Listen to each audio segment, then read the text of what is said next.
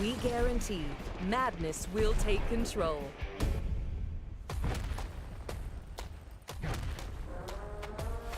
Can't stop, won't stop. Charged and ready. Who's ready to pull some G's? It's showtime.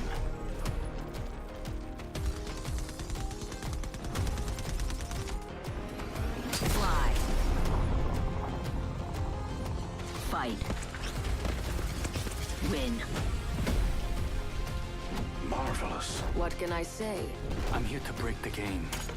Here comes a little old school.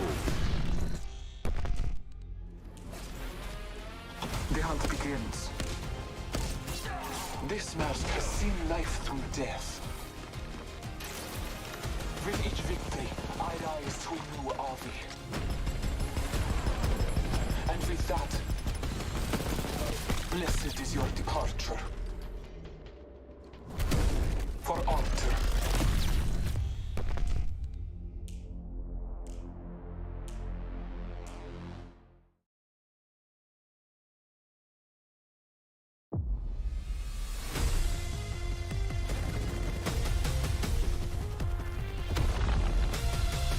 Thought you were supposed to be my executioner.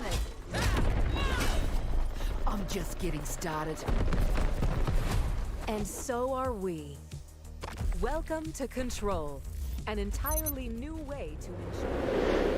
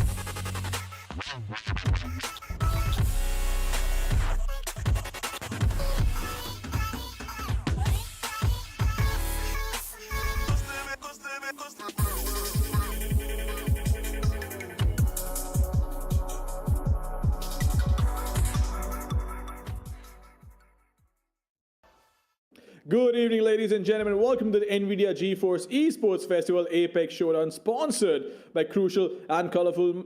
My name is Ranjit Mamba, Senior Patel. Alongside me is Crips and Universe FPS. We've had 2 wonderful days of Apex matches, and well, today we have final 6 matches where we are going to find our champions, the top 20 teams that we found across the 2 days of matches that happened, from the 12 matches that happened. 20 of the best teams in this tournament are going to compete for a prize pool of 1.5 lakh rupees, and we're going to talk about the rest of the details. But right now, Crips, Universe, I want to come to you guys and ask you guys, how are you guys doing?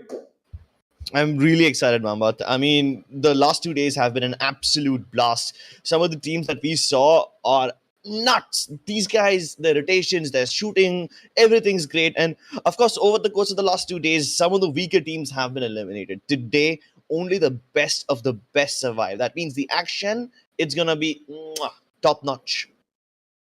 Looks like Crips has been eating quite a bit of burgers over here, because that does remind me of a certain burger. Nonetheless, Universe, coming to you, you have a big smile on your face. Looks like you've had a pretty good day so far. Hopefully, the rest of the day is just as good. But what's your take on the finals?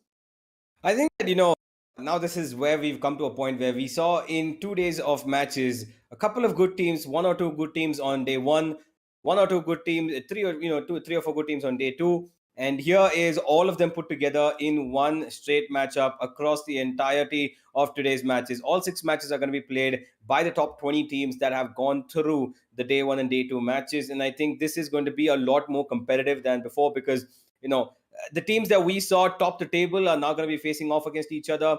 Quite a few of them have actually, even though not got the win, at multiple times, have made their point by being consistently performing in the top three or top four. And I think that all of these teams going head to head against each other now is only the call to action that it's going to get a lot better. Of course, but we'll talk about the rest of the tournament as well. But I would like to take this moment and thank our sponsors and our partners who actually help us in making all of this happen. Of course, NVIDIA is always going to be there, but we do have Crucial and Colorful as well, and Kryptonite Microsystems. And this is something we've talked about, right? A GeForce Esports PC scripts. A lot of things to cover over here. These are pre-assembled PCs for you. So anybody who wants to start their esports career, kickstart their esports career, and are confused about what to buy, what sort of machine to get, you can just walk into Kryptonite Microsystems and just ask them for an esports PC, and you'll have different configs as well, at different levels of what you might need. And I think the biggest selling point of all of these is the NVIDIA reflex technology that we've talked about, reducing the input lag up to 30%, which could definitely be the difference between winning and losing. Oh, and all the games over here are determined by tiny, tiny margins. I mean, you've seen yesterday, right? People winning out fights on 1 HP. Imagine having the edge when there's a 30% reduction in input lag. Now, if people are winning by 1 HP, that 30%, it's going to make a huge difference.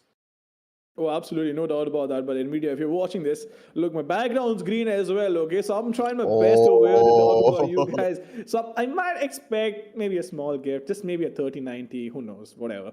But I'm not getting that. Universe coming to you, right? Talking about the teams, 10, I believe 10 or 12 teams is what Crips mentioned that are looking really strong, or at least have performed really well. But the rest of the 8 of the 10 teams which are remaining, in which we might not focus on as much because their performances have been shaky, you think they can bring in maybe some trump card, or just bring in something that they've not shown before? Well, I don't think that, you can never count out somebody who has qualified over here. I think that they have qualified because they've tried to keep themselves a little consistent with the way that they've performed, even though it wasn't really up to the point where, they've got accumulated as much points as the people who are on top of the table. But I do think that, not every day is going to be just as bad. I hope that they've had a chance to realize what exactly and how exactly they can counter some of these teams. When it comes to teams like Clutch Ministers, Boys PK, Depression, all of these teams were the ones who performed at the very best of their levels, in the last 2 days. But it's all about, if you've learned how to counter them, how to fight off against them, position yourself in a way that, you give them something that they're not going to be able to handle. Because I think that the one good thing that these teams can actually do, who are not able to keep up with the others, even though they've made it here, is that try to give these teams an early fight and don't let them settle. So I think that, while these teams are really good in the late game, that's because they know how to play the longevity. They know their patience allows them to not just get kills, but also get them positional points, which they keep in mind by playing under the radar, but also when required to play, with a high octane action. So if a team is able to trouble them in the very early stages of the game, land where they are, constantly keep pestering them with, covering fire, I think that these teams will have to think twice or thrice about where they're going to land. And I think that one moment of hesitation could spell to be defeat in 6 games, which, not every game is going to be theirs if they're going to be pestered by just one. No, absolutely. But the games are going to start just in a bit. So I will take quick predictions, but I was hoping that there was some wordplay that when you talked about high octane action, right? I'm hoping I'm hoping that we get to see some great action. But look, it's all about having fun, right? And as casters or as a host, there's only so much you can do. There's only so much impact you can have on the broadcast, and a little bit of wordplay doesn't hurt anybody. But regardless, if I had to take quick predictions from Crips and Universe, both of you, which 2 teams would you pick for the first game? I mean, you spoke about high octane, so I have to say that the games will be Bangalorean, but I think Clutch Ministers obviously can win one. Don't shake your head, Mamba. You forced this joke on me. Okay, I that's didn't your fault. force it. You're the one who's forcing it. Listen, High Octane was okay, but Yeah. no, the other one was Let's forced. forget it. Let's fly over this as if it never We happened. Okay, forgive you, let's Krebs. pretend we are all Okay. Valkyries. Clutch Ministers, Raven Raiders, and okay, I'm gonna make a bold prediction. This team may or may not win, but I think Asgardians have a chance. Okay. Probably just for the name. No, it's also probably because I sat down with the players last night and I think they know what they're doing. I spoke to at least like 4 teams yesterday after the games went down, and I discussed what happening, what they plan to do today, what went wrong. I even asked them for feedback about what you were saying and whatnot, and I think they have a chance. Oh, absolutely. But yeah, no. If I had to go out there giving predictions, I'd probably choose names. Sorry, I'd probably choose teams just because of the names, because I've been loving these names, right? A lot of creativity over the quote unquote creativity, and sort of brings back the memories of early esports days, right? 10 years ago and whatnot. But nonetheless, ladies and gentlemen, the games are about to go live. So, boys, take it away. Well, ladies and gentlemen, we are back into the Apex Legend action. The NVIDIA GeForce Festival is on its last day, but it's going to be probably the most a lot of festivities today, with every single team looking like they could potentially win this. We've got quite a number of them, and like Crip said, it's all about the risky predictions that we could go with. You never know which team could come up on top today, and if he's right about Asgardians, Young Draco, Pathibai, and co. Well, honestly, I would have to call Cripps to be, a very, very insightful person about. But that's a practically bold anything. prediction. That's I think as Guardians are like one of the underdogs over here. I'm only picking them up because I think they have a solid strat. Otherwise, teams like Hyper Competitive and obviously the champion squad right here in front of us, Anirudh, North, and Retro. These guys are the most obvious contenders. Yep, and I think that we also don't forget, Cripps. We have Alt Karo Pancho as well, who had a pretty good performance yesterday. While they had 2 really good games, the third game wasn't really as convincing. And now that we have a look at the screen, we can see that all the 20 teams, the top 20 teams potentially in our region, are just about out of the plane. They're getting into their zones where they would like to see some loot come through. And if I'm not wrong, somebody's marked over trials. Is there actually somebody going to trials? I hope so. Oh, it's Bunny Mao and Co. It is Island Boys. Okay. The Island Boys going into a cave, not really a surprise, even though the name doesn't really suggest that. So this is where things get interesting. Throughout the course of the last 2 days, we have never seen a team go to Bloodhound trials. Now that there's someone finally going there, and that there are like 2 teams inside Skyhook, 1 team inside Lava Fisher, the third party opportunities are gonna be insane. Yeah, they most certainly are. And if you look at where exactly this circle has come through, it's very centric. It's come all the way, maybe it looks like a staging finish, maybe a countdown finish, it looks like. But for the moment, we've got Oculus 3 taking over their supply zones. And as much as I think that they don't have any fights, I think there's somebody around here, aren't there? I think there's somebody. Oh, there's plenty of teams in the vicinity. So there's at least 3, like we spoke about in Skyhook and Trials region. Then there's definitely one in Fragment as well. But then again, Climatizer is one of those isolated zones which doesn't often get third party unless the zone ends up over here.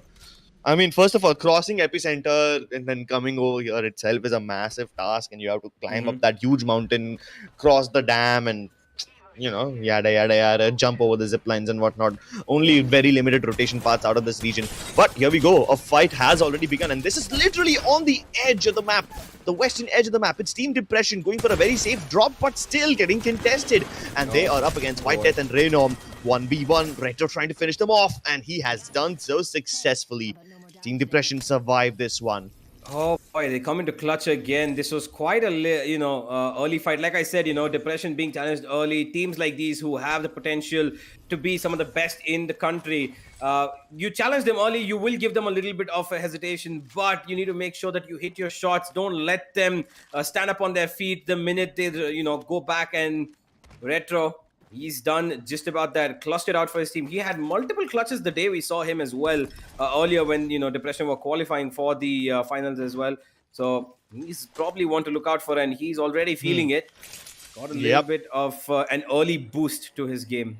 If you come for the king, you better not miss. That's what happens to anyone who goes up against Team Depression. And this fight itself, the location of this one, it's in one of the budget thermal station compounds towards the southwestern part of the map.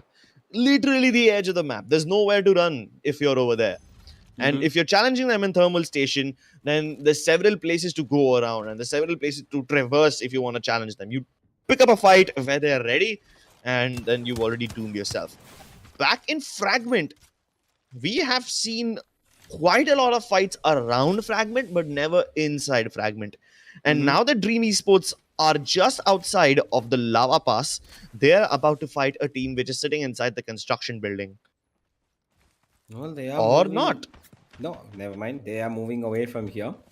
And Expected, right? We never see any full commitments in Fragment. Yeah. Even in ALGS, that doesn't happen all that often. And in this tournament, though, we have never seen Fragment fights at all. What I think is going to happen... we saw yesterday, but that's about it. Yeah, but that too because the zone was closing in and every team from northern side of the map was coming into Fragment. Well, EMP has been sent in. I hope the follow-ups are quick enough. The follow-ups are just simply non-existent. So that was a harassment EMP. It doesn't have any impact on the push at all. Yeah, but they're holding on to this impasse though. So Dream Esports, while they don't really have that much loot to go on, you can see that Genius and Chignatius are still on. Just call him Chigga. Just call him Chigga. He Chigga. keeps changing the last. So he sometimes calls himself Chigalicious, Chiganatius. Yeah, he keeps changing. Just call him Chigga. Chiga and Genius still on white shields are looking to, well, they're in a little bit of a no man's land where we just saw them because they don't really have that much, that many loot crates around them. As much as they can scavenge, they're not going to find some shields unless they probably take some fights and, get the damage done and the Evo shields, arise furthermore, self-sufficient. But as we talk about it, here's Ratu, who are having a good position currently on Fragment. Didn't land in Fragment, did they? No, I don't think so. They must have come here from somewhere else. I think they landed in villages. I'm not quite sure. Yeah. Could be. That's what I think too. Either villages or somewhere in Overlook. Either way, now that they're approaching Fragment, there's still quite a lot of distance between them and the construction building where the other team currently resides. In fact, that team is not even in the construction building anymore. They're moving towards the north side of Fragment, more towards the market building side. So, early fights, I don't really see them happening. Can we take a look at the map and just figure out exactly how close these teams are to each other? That will give us a decent idea because there's so many teams towards the northeastern part of the map who still haven't left, mind you. You have PTV Cryptics, he's still inside the balloon cave, the secret balloon cave. Bunny Mao and friends, they have left trials and entered the Skyhook area. Meanwhile, LP Warrior and his teammates have entered Bloodhound trials now. So 4 teams in the northern part of the map. Make it 5 if you include the balloon team, which I think is not going to participate in this fight. But yeah, those guys have yet to make their move towards the circle. In fact, if you see Raze and his teammates, the purple teammates, they're just outside the Skyhook cave. If they continue staying over there, they have a great gatekeeping opportunity. Yeah, most certainly. And you can see that, as Guardians are somewhere near Lava Siphon at the moment, the Pathibai and Co. They're just moving around looking for some sort of nook and corner. They're very good. They're safe. In the zone. Yeah, they're pretty safe. Yeah, pretty safe. And you can see where the second zone is also going to be coming. It's coming towards the western side. And while we talk about it, Skyhook fights have resumed over here. Toxicity going in for the fight against Bunny Mao and Co. Is that? No, that's Vector who's running away from this. They're taking an early advancement towards this team. And while they have already taken care of one, that's all Kyo going down. Toxicity are taking control of Skyhook, but the zone is going to be on their backs. They're going to have to run here.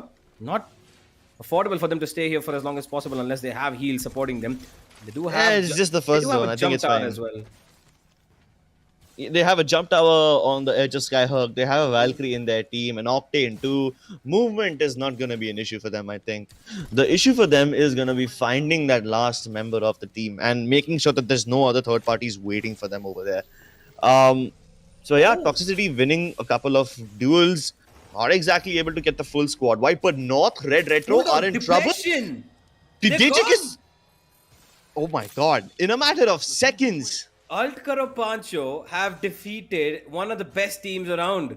And they're gone at number 18, Cribs. And that's a huge blow for Depression. we last saw those two teams just on the border of Lava Fissure. That's where Yep. the zone was. That's where those teams were starting to move in to get an early position. But I didn't expect them to start fighting each other. That too, committing, not even poking each other, straight up commitment. So that's depression out of the game, and surely they must be feeling the way they named themselves. But back in Fragment, we have Ratu. They have forced out the Gibraltar bubble from their opponents, but they're running a Revtain combination. They haven't activated the Reverend Totem yet. When and where will they do so? Their opponents have maintained quite a lot of distance in between them and the others. There's a massive gap that they need to cross in order to actually go for it. And they're just worried that somebody might flank them from the broken building. They know that their opponents were last spotted on the edge of the market building. The plaza compound is currently occupied. Rage just overtook and crossed into the market region. But at this position, they can't use the Revenant Totem. Yeah, it's going to be way too far away for them to try and get the Revenant Totem of any value out of it. And they need to get a little closer. Maybe one building away is going to help them. But at the moment, their opponents are just running away from them. They don't really want to get this because they know that the Revenant's here and they might push in. Running away. No, they're just toying around with them. Look at them. They're crafting some Okay, now they're batteries. going in. Of course, they're waiting for the jump pad and now they move in.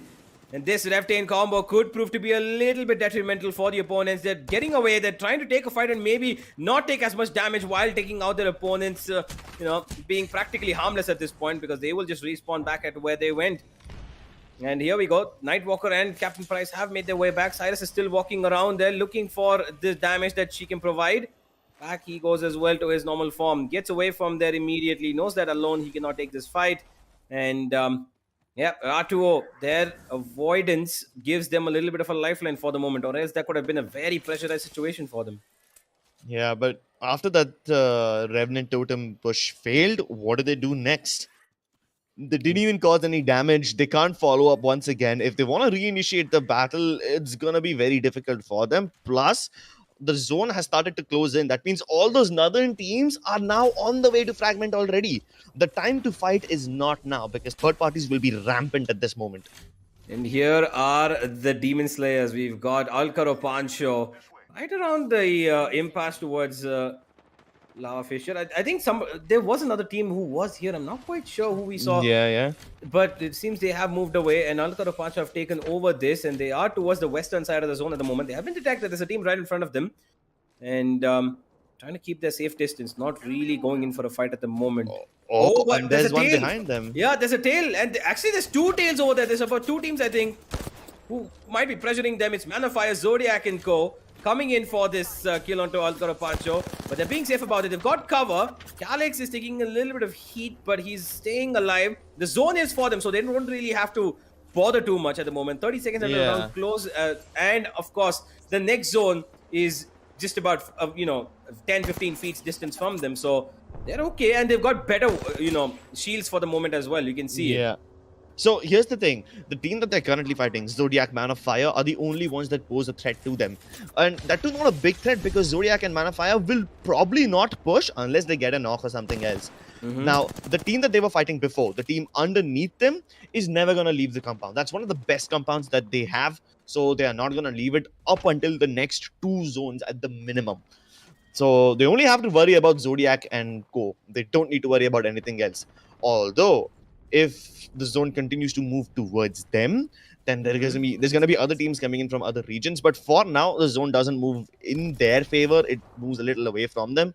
So I think they're safe. Boys PK have a pretty long-standing rivalry with this team, and they've been just toying with each other, dealing chip damage, forcing out heals, and making sure that they run out of resources. Yeah, yesterday was Boys PK, who honestly just finished really well in terms of, kills, in terms of positioning. But there was only one game they could win out of the four that they played. And while they did have a really good sense of, how to counter Alcaro Pancho was just too good with their aim fights, man. Even though they took pressure from two teams at the same time, these guys had that clutch potential. And Boys PK, unfortunately, could not defeat them in two matches. But still, Boys PK ended up coming on top of the table on their day, which was really impressive given that these guys know how to consistently keep themselves alive, get kills, they're very systematically aggressive, and that's what I like about them. And now that we're looking at the map, slowly and surely, everybody from this map is closing in on in, and they're taking fires every single where. There's one team on the right side, though, that is Nomad and Co, who are at the moment not really amidst any of the action. They're just keeping an eye out and an ear out to make sure that they have rotational qualities that they would hope to get into the final zone. Oh, is this really happening? Belkun, Calyx, Nixtix, they're trying to close in the distance between them, LP Warrior, and Flexi. Also, there has been a little lineup change. Flexi wasn't playing for this team yesterday, and he is here now. Yeah, and you can see that they're actually being pressured from two sides over here, Crips. Rudra Rahul and Dazit K are coming in as well. And there goes the Valkyrie missiles. Not going to be touching anybody for the moment, but LP Warrior needs to be careful about his surroundings. He's got a tail as well as a front attack coming in. That's not an easy one to be, taking in. Balcon takes a heavy load of fire from Shiva. Did not expect his position. Oh, it's not just them. The team far away, Just Rage, Nabrakshi Panda, even these guys are taking pot shots at them.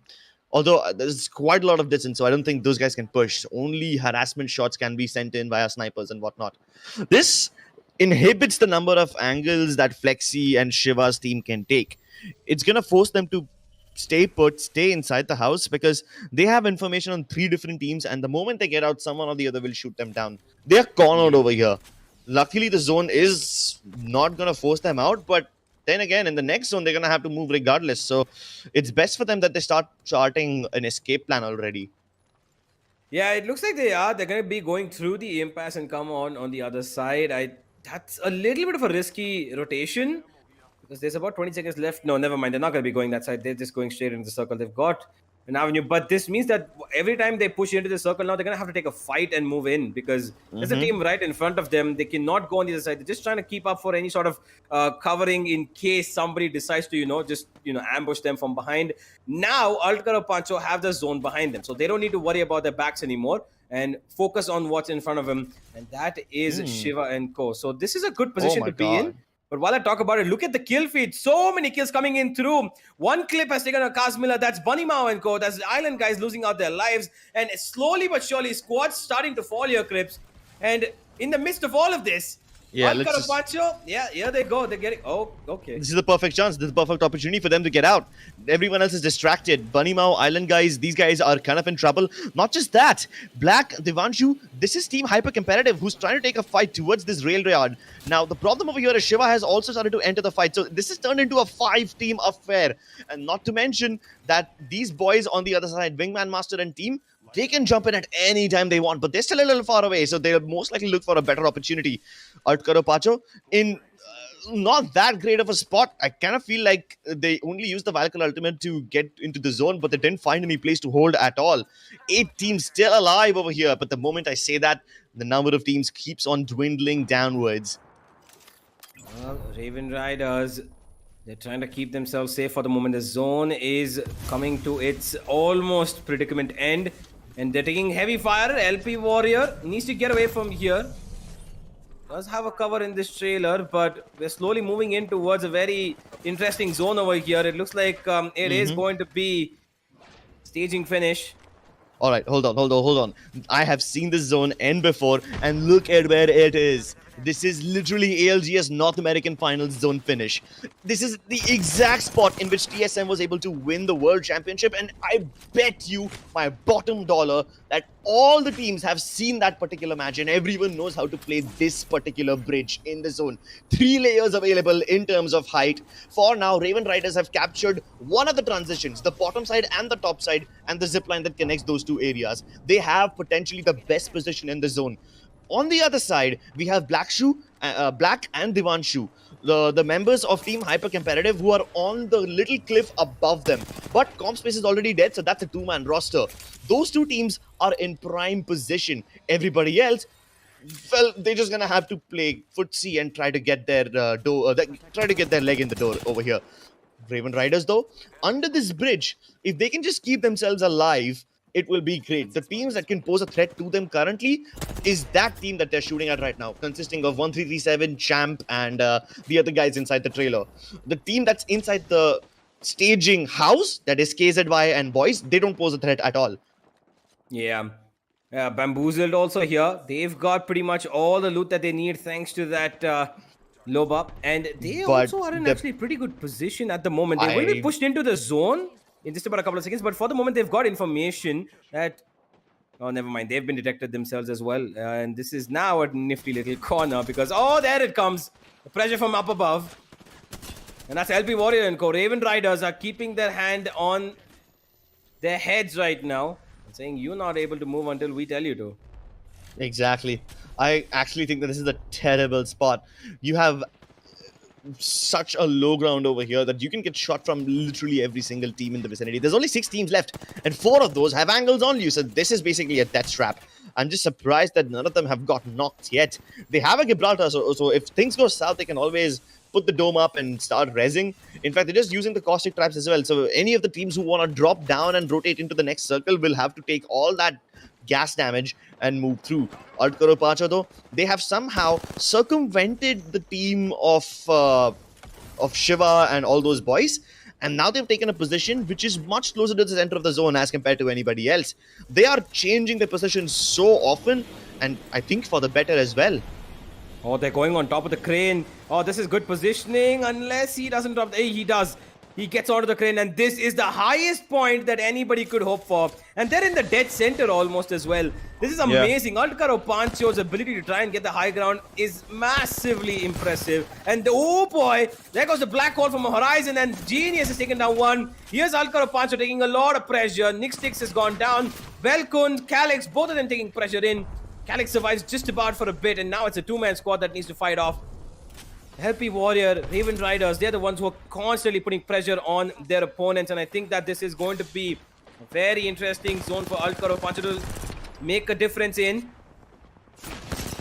Well, Altkaro Pacha, since they have lost Nixtix, it doesn't really bother them all that much because they have a mobile respawn beacon as well. Plus, there's a natural respawn beacon right there.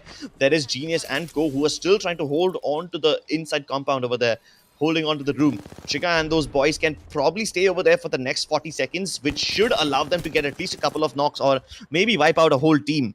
Oh my god, poor Rudra Rahul and DZ8K. These guys are getting punched by Raven Riders, they're getting punched by Chigger's team over there. They are in the absolute worst spot and they've been instantly eliminated, getting shot by every single player in the lobby. Raven Riders, though, they need to move a little closer towards that edge, towards that forklift where they are shooting. And in order to do that, they're going to utilize Shiva's portal. Now, this could be a great portal if we can directly TP them underneath the crane. In fact, they're going to go right near the forklift, finish off Chanman, and this spot now belongs to them. None of the teams have angles on them in this location. They're going to have to drop down to the low ground if they want to actually start shooting at them. So, this is great position for Raven Riders. Yeah, it most certainly is. There is a team above them, though. It's still Altkaro Pancho trying to hold on to the high ground for as long as possible and make a difference. But look at Pingu and Co. They've managed to come downstairs as well. And this is going to be a huge fight. There goes an... Is that... Yep, that's a Gibraltar ultimate. There's an Arc Snare as well on top. So that is Calix and Belkun taking a lot of ultimate damage. But at the bottom, Shiva and his boys are going ham. LP Warrior somehow gets knocked by Zambugs, and that's down. It's just up to Shiva. He's the last man standing for his team. Down to a 1v1. His teammates have been thirsted. He can't go for the res. Just using the Into the Void of the Wraith and trying to stay alive for as long as possible, hoping that he can get into the top 3. Jiganishas, on the other hand, he's just finishing off, trying to clean up the lobby, acting as the cleanup crew. But will they be effective enough? Their brooming skills will now be tested, and he's going for a kidnap move. Is he going to be successful? Or he wasn't, but that's okay. He can still try to maintain pressure. In fact, this portal now acts as a bait for the players above. Yeah, it does, and they're gonna try and maybe pressure them on top over here. They can jump down whenever they want, but there is a Valkyrie available, so that's gonna be a little bit easy for them. They can get away easily over here. Chignatius is trying to make a portal for his team as well. Their circle is slowly getting in. Here goes Altkaro Pancho, still with the high ground, and they've got probably everything that they need. They're trying to get rid of anything. That was brilliant awareness from Belkon, and there it is, the firing range. He tries to go in for the kill. There's a lot of pressure being put up from above. Calix is helping him out with his abilities. The zone's closing in, and now he goes for the shotgun play. It's 3 versus 1 at the moment. He's getting the kills. Calix comes down, and this has to be the fight that Dream Esports will win no matter what, thanks to the number advantage. Oh my word. Dream Esports holding on to that room on the middle floor like absolute bosses. That's what kept them alive through that massive cluster fight. We had Outcaro Pacho on top, somehow Flexi and his boys at the bottom staying alive. So it turned into a 3-layer affair, right? You have one team at the absolute top, then one team halfway through the hide, and then one team at the absolute bottom. Every one of them just trying to gain angles on the others. Somehow, Flexi and his boys got absolutely decimated when Dream Esports decided to push in.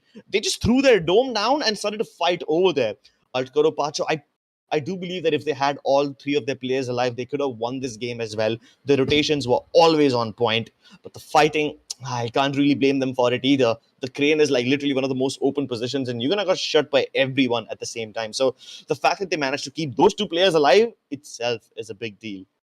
Oh, absolutely. There's no doubt about that. But at the same time, the age-old saying, right? If somebody brings a knife or you're outnumbered, the only thing you can do is run, because you definitely cannot win the fight against them. But there's no way to run, Mamba.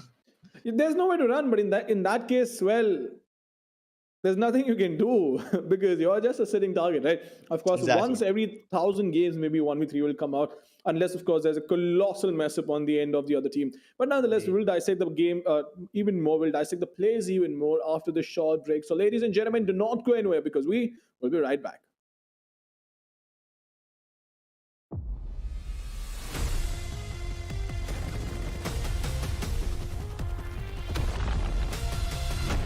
You were supposed to be my executioner. I'm just getting started. And so are we. Welcome to Control, an entirely new way to enjoy the Apex games. The rules are simple. 2 teams of 9 compete. Legends gain points for their team by controlling set locations. The team with the most points at the end of the match wins. You lost. Take it. The brainchild of beloved philanthropist and interstellar genius Eduardo Silva, this brand new mode gives the people what they want. A blood sport the whole family can enjoy. Bloody dirtbags. Cheer for your favorite legends as they battle for control of spectacular locations across the Outlands. What can I say? I love what I do. The longer they hold on, the more points they earn. You better run from Gibraltar. Righto. Why should death be the end of the road? In Control, it's nothing more than a speed bump. Watch out! Here I come, brother. Get back in there, slugger. Congratulations. Whether you're discovering miracle cures Let's have fun, friend. or battling enemy legends, teamwork is imperative. With bigger teams than ever before, Follow the tunnel. the legends will have to find new ways to get the best out of their squad. Incoming! And if a legend's performance makes the fans happy, we'll make that legend happy with our all-new Ratings Leader title. Great job, Seer. Exquisite. Tune in this season to find out who will take control. Victory is assured. And now, let's extend a hearty welcome to your new legend. I'm no legend. I'm a bloody warlord. After a speedy and fair trial, war criminal Mad Maggie has been humanely sentenced to die in the Apex games. But Maggie is no easy prey. What she lacks in empathy and basic human decency, she makes up for in stubbornness and raw ferocity. Who wants to die first? And while her impotent rage is merely delaying the inevitable, it's sure to keep us all entertained. I'll huff and I'll pop and I'll execute the whole bloody lot of you. Festalbo!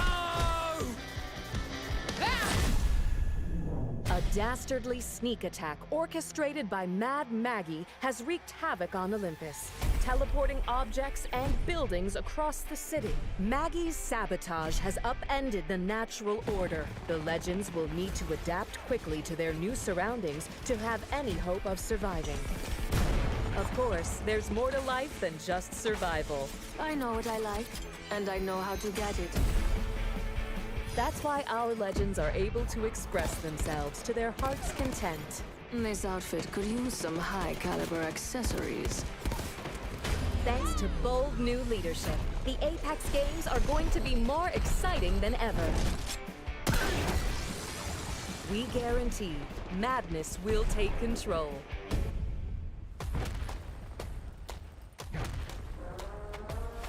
Can't stop, won't stop. Charged and ready.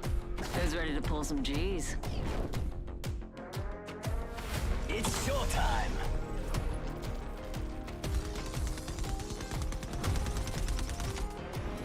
Fly. Fight. Win. Marvelous. What can I say? I'm here to break the game. Here comes a little old school. The hunt begins.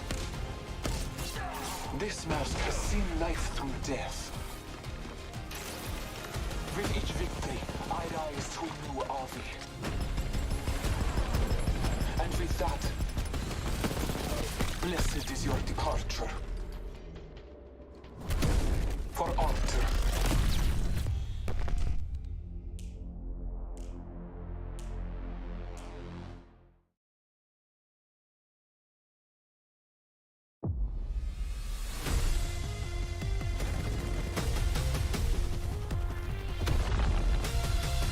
Thought you were supposed to be my executioner. Welcome back, ladies and gentlemen, to the NVIDIA GeForce Esports Festival Apex Showdown, sponsored by Crucial and Colorful. I am Mama Senior. Alongside me are the two wonderful gentlemen who've been the voice of this event and, of course, have been telling you all the storylines and everything else that's been going on in the game scripts and universe. Welcome to the show. Welcome back to the show, as a matter of fact. But let's talk about the games. But before that, there is somebody that I need to thank, and of course, I need to talk about. That is Crucial and their wonderful SSDs. Because look, man, speed at this point is everything, right? Especially in a game like Apex Legends, every millisecond counts. And with Crucial portable SSDs especially, you can carry all your data, you can carry all your games literally at your fingertips. Well, since these guys have been carrying themselves and their teammates to victory, I'm sure that some of them have Crucial SSDs already. Plus the fact that it's portable and you can just carry your games anywhere with you, that is just unbeatable, man. Oh, absolutely. That is unbeatable. There's no doubt about that. But Universe seems awfully quiet, right? I'm assuming he's probably cooking up a story, at least for the next match that is about to come. But let's break down the last zone in the last game, right? A lot of things happened. There were portals. There was a very vertical element to it as well. And there were some brilliant moments that we saw you guys talk about, right? Universe, why don't you start off with that? Yeah, well, it was mostly Altcaro Pancho who had a good understanding of where exactly they want to be. I think this is what we talked about yesterday as well. They have, this very good awareness of where they want to land, how to take the high ground and keep constant pressure on their opponents so that they don't receive fire, and they always are the ones who are giving out fire to the other, members of the lobby. Alcaro Pancho have this really, interesting playstyle where no matter where they go, they always know parts of a map where they can go and land up using the Valkyrie ultimate. They just know it. They just know where they can find. There was a crane in this one.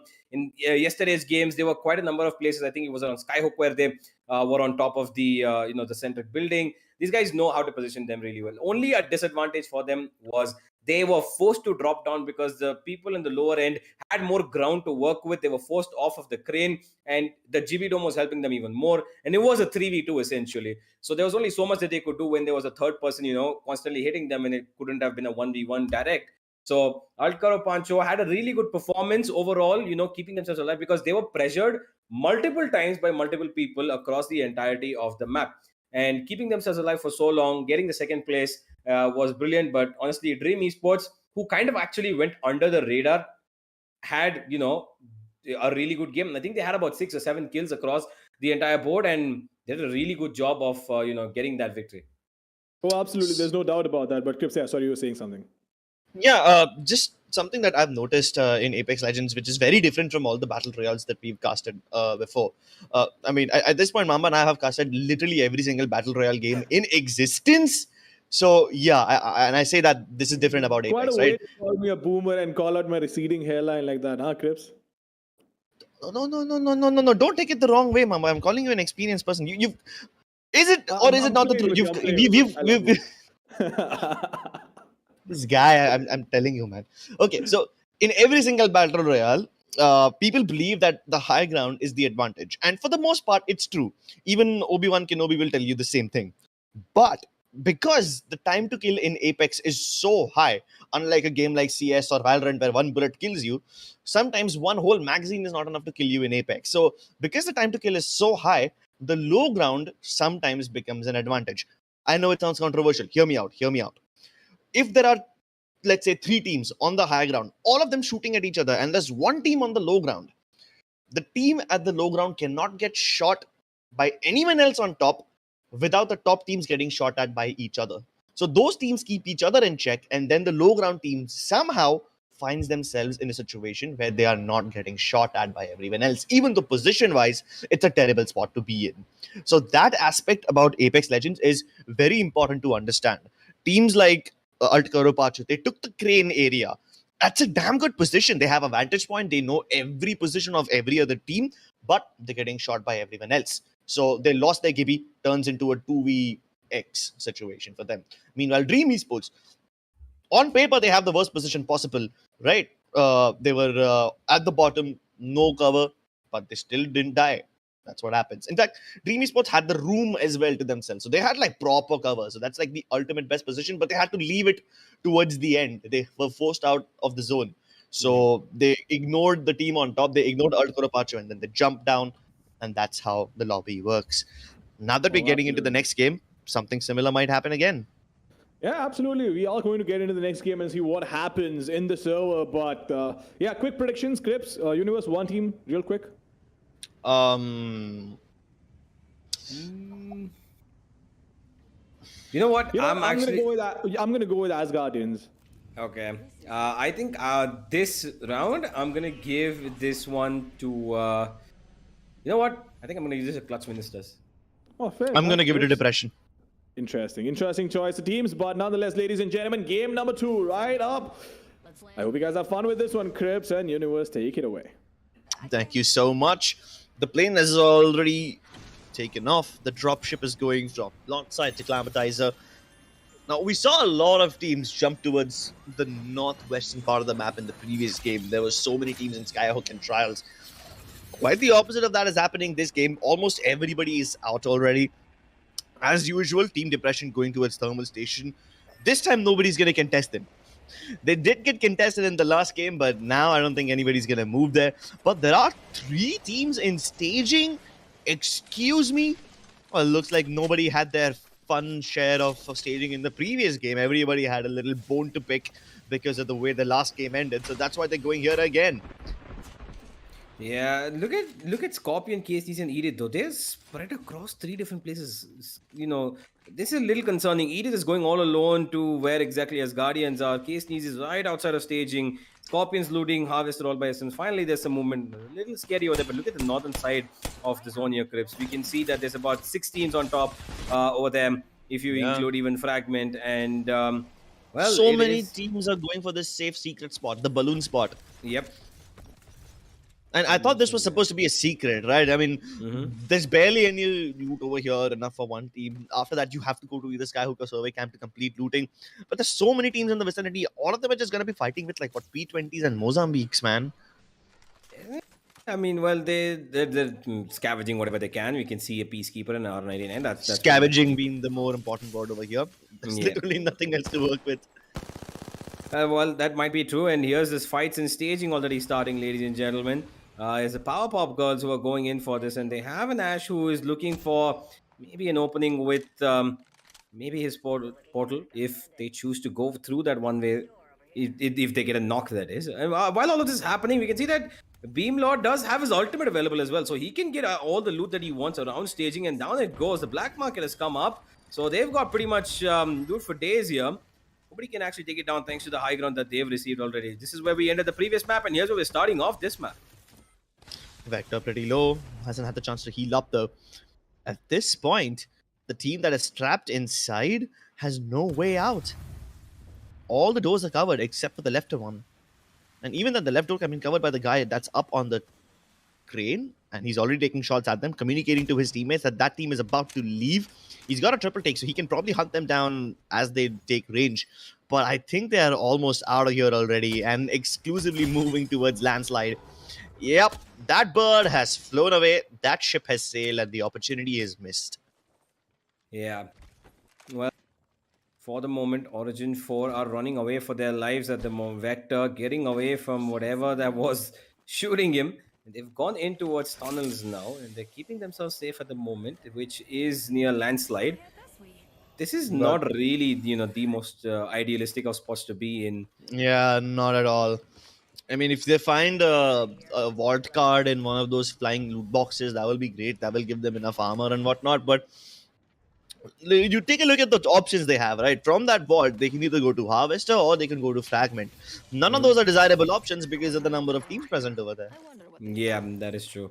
And while all of that's happening, staging is being taken over by Raven Riders. They're trying to get as much done here as possible. And the one thing that I do have a little bit of concern about is that we did see about 3 teams land over here. And while all of them are still surviving, Crips, the question for me is, are Raven Riders going to be able to, do the same thing that they did last time? They were constantly being able to give pressure, and now it looks like they're going towards Fragment to do the same. But I'm a little concerned because Fragment, I think we just saw Depression go there. I'm not quite sure where we saw. I'm not quite sure who we saw there. But one of the teams Yeah. that had gone there, Depression, who did not have a good start though, which I hope they're able to turn around. Where you talking? Depression was in Thermal Station. Forgive me. I think I saw some of the team. I'd forgotten the team name. I think I saw somebody So else. But over here in Skyhook, there's gonna be Island guys. There's gonna be Sneeze's team, and there is one more in the balloon spot. So I forgot that name. Although I have a concern over here, Universe. This is a pattern that I've been noticing since yesterday. Raven Riders, they overextend quite a lot. Like they engage in battles against 2-3 teams. Even yesterday in that 5th game, these guys, they had a good chance to win, but they kind of threw it because they overextended. And I just hope that they're able to fix that today. They've already had a roster change, so I think that might fix some of the issues. But then again, the IGL Shiva, he has a tendency to overextend at times. I just hope that they don't commit the same mistakes today, especially now that it's the finals. They know that Team Toxicity and Bamboozled are in the vicinity. So, if need be, the third-party opportunity for Shiva and boys does exist. And I think he's already spotted a couple of them. Oh no, but they've been spotted in return. Either way, while that's happening, Vector, Olkio, Cryptic Ninja, the team that we were concerned about inside those tunnels, the vault tunnels that lead to Harvester, they've been eliminated already. So we have the first elimination. Meanwhile, Apathy, Young Draco, they're getting destroyed by Rishi Malik with the Wingman and the Arcstars. Are they stuck? Ooh. Yes, they are. And there you go. One of the players has already been thirsted. One HR13 on the verge of finishing off Apathy and his boys. Team Asgardians, well, they're getting their asses kicked right now, and I hope they have what it takes to survive. The last member is already on the way to run away, but I don't think he can get away that far. He can go to Harvester, but then again, there's other teams going to be waiting for him over there, and there's no chance to recover the banners of his fallen teammates. Yeah, most certainly is not. A 1HR13, they already had wiped out one squad, and this is the second one that they went for. And here's the kill leader as well. I think Sweaty has already put in the sweat and the grit into this match to try and get himself an early advantage. And while all of that has gone through, we can see that on the other side of the map near Skyhook, it's Bamboozled, who were the second place finish of day one's fights, have tried to keep themselves a little humble at the moment. The Caustic doing all the work, throwing in as many damaging poison clouds as possible, if at all anybody chooses to come through. And there's a team that lands right next to them. And well, while they have the building secured for themselves on the other end, that is is that Nomad? Yeah, that is Nomad and Co. Looks like Bamboozled don't want to give them any room to breathe. Looks like this is going to be once again an urban finish zone. So many teams heading towards Skyhook. That kind of means that the circle is also headed in this location. Can we take a look at the circle, dear observers, please? That will give us a fair idea of why so many teams are coming towards Skyhook. Oh, never mind. Let's focus on this fight first. The fight has already begun. Gibidom forced out on the 3rd floor. Meanwhile, there's gases right inside the Gibidom, so that means it's an unsafe location. Here we go, ladies and gentlemen. This is the moment that we've been waiting for. Bamboozled going up against Theos and the boys. Theos has already been knocked out. No move to get inside and go for a counter push. But then again, even the Valkyrie gets knocked. And this is turning out to be a very quick affair. A fast finish, and Team Bamboozled have already won this battle. This building belongs to them. Most of the frags coming from Zambuds, this master trapper. being such a toxic enemy, like He's just literally running choking around. the breath Yeah, out of. look at this guy. He's just running around, throwing those little packages of his. And how I don't know how many. About how many did he drop? About 15, 20? Uh, Everywhere Bot 101 went, they completely got choked out of life, and that was exactly exactly. what he wanted. And And they weren't even safe in their own bubble. The Nox ultimate is in there. Meanwhile, all the gas traps around them, so there's no way out. Boys, PK though. There is a way inside the zone, but there is a team as well over here. Although I do believe that team has probably reached its end. Slick Cyan losing his life, his teammates nowhere to be found, nowhere close by. And surprisingly, Universe, even at the end of the second zone, there's only 2 teams that have been killed. yeah, quite a few of them have lost a couple of players, but they've Yeah. not. You know, the teams are still surviving. So that's them playing for a little bit of placement points. But Power Pop Girls, they're the ones who lost their Slick Saiyan. And Raven Riders outside the zone are very close to LP Warrior and Co, which means this is going to be a little bit of a fight that could erupt in just about the edge of Skyhook. They are getting into the zone here, and this zone is ending up in Skyhook. Could it be a resemblance of what we saw yesterday? But as I talk about it, we've got Altkaro Pancho here running away from a fight. Belkon being aggressive. This time he's gone for the Wraith, and he might just be a little bit in trouble over here. Support does come in through. Arc Stars and Grenades being thrown across. The Gibby Dome will protect him for a bit, but not for quite the time that they would have wanted to. And there it is. They're getting pressure. They're going in for the fights though over here. They're not afraid of this. And guess who's on the other side? It's Red Retro and Co. It is Depression here, ladies and gentlemen. 2 really big teams of this tournament right now going head to head. This probably could be one of the most important fights of game number 2. This is the fight that will determine the fate of all the teams that are towards the eastern side of this area. Countdown. Team 13, they just want to get the hell out of here. They realize that they're in a tough location and they have absolutely no intentions of fighting Retro and Boys. If they can get underneath the Countdown bridges, that should give them a safe spot to hang around. They realize that there's nobody actually inside Countdown, so they can continue fighting over here. And here comes the full send. Red Retro and the Boys pushing in. Arcstars on the bottom side of that Gibby Dome, forcing them to the other move. Belkin somehow trying to find the time to pull off a shield bat, but he's just not going to get it. They just don't give them a break. Well, Depression have got their revenge, it seems, Skips. Altkaro Pancho have been deleted by them, which was just the vice versa in the previous game. Revenge, yeah. Well, and that too at a good time as well, because they have actually sent them out at the exact same spot that they had got out in the previous game. Yeah, close to that, right? Yeah, I think Depression got out number 18 or 17, and this time they've got out on 17. So Depression have got their sweet taste of revenge, and it has been served cold to Altkaro Pancho, who have been retired early out of this game. And while we look at the zone over here, ladies and gentlemen, it's a heavy Skyhook zone. That means a lot of buildings to be involved. Wait, we don't know yet if it is going to be a Skyhook zone indeed. I mean, what if it goes outside the city? Could be. I mean, if it ends up anywhere around the tunnels, honestly, that's gonna be very. Bro, that's gonna be so. That's gonna be Apex Legends trolling these players. No, but for the most part, this zone is gonna end towards the northern part of Skyhook. I think I've played this zone before. I'm not sure.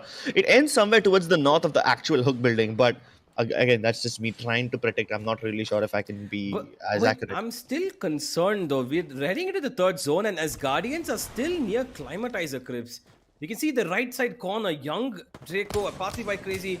Yeah, they just got res, right? Yeah, they just got res. So it's a very far off zone. I really hope that they've got a little bit of rotational quality. If the Valkyrie is available to them, I really hope that their ultimate is there, because otherwise they're going to be in huge trouble. It is the third zone, and life's going to be taking out of them.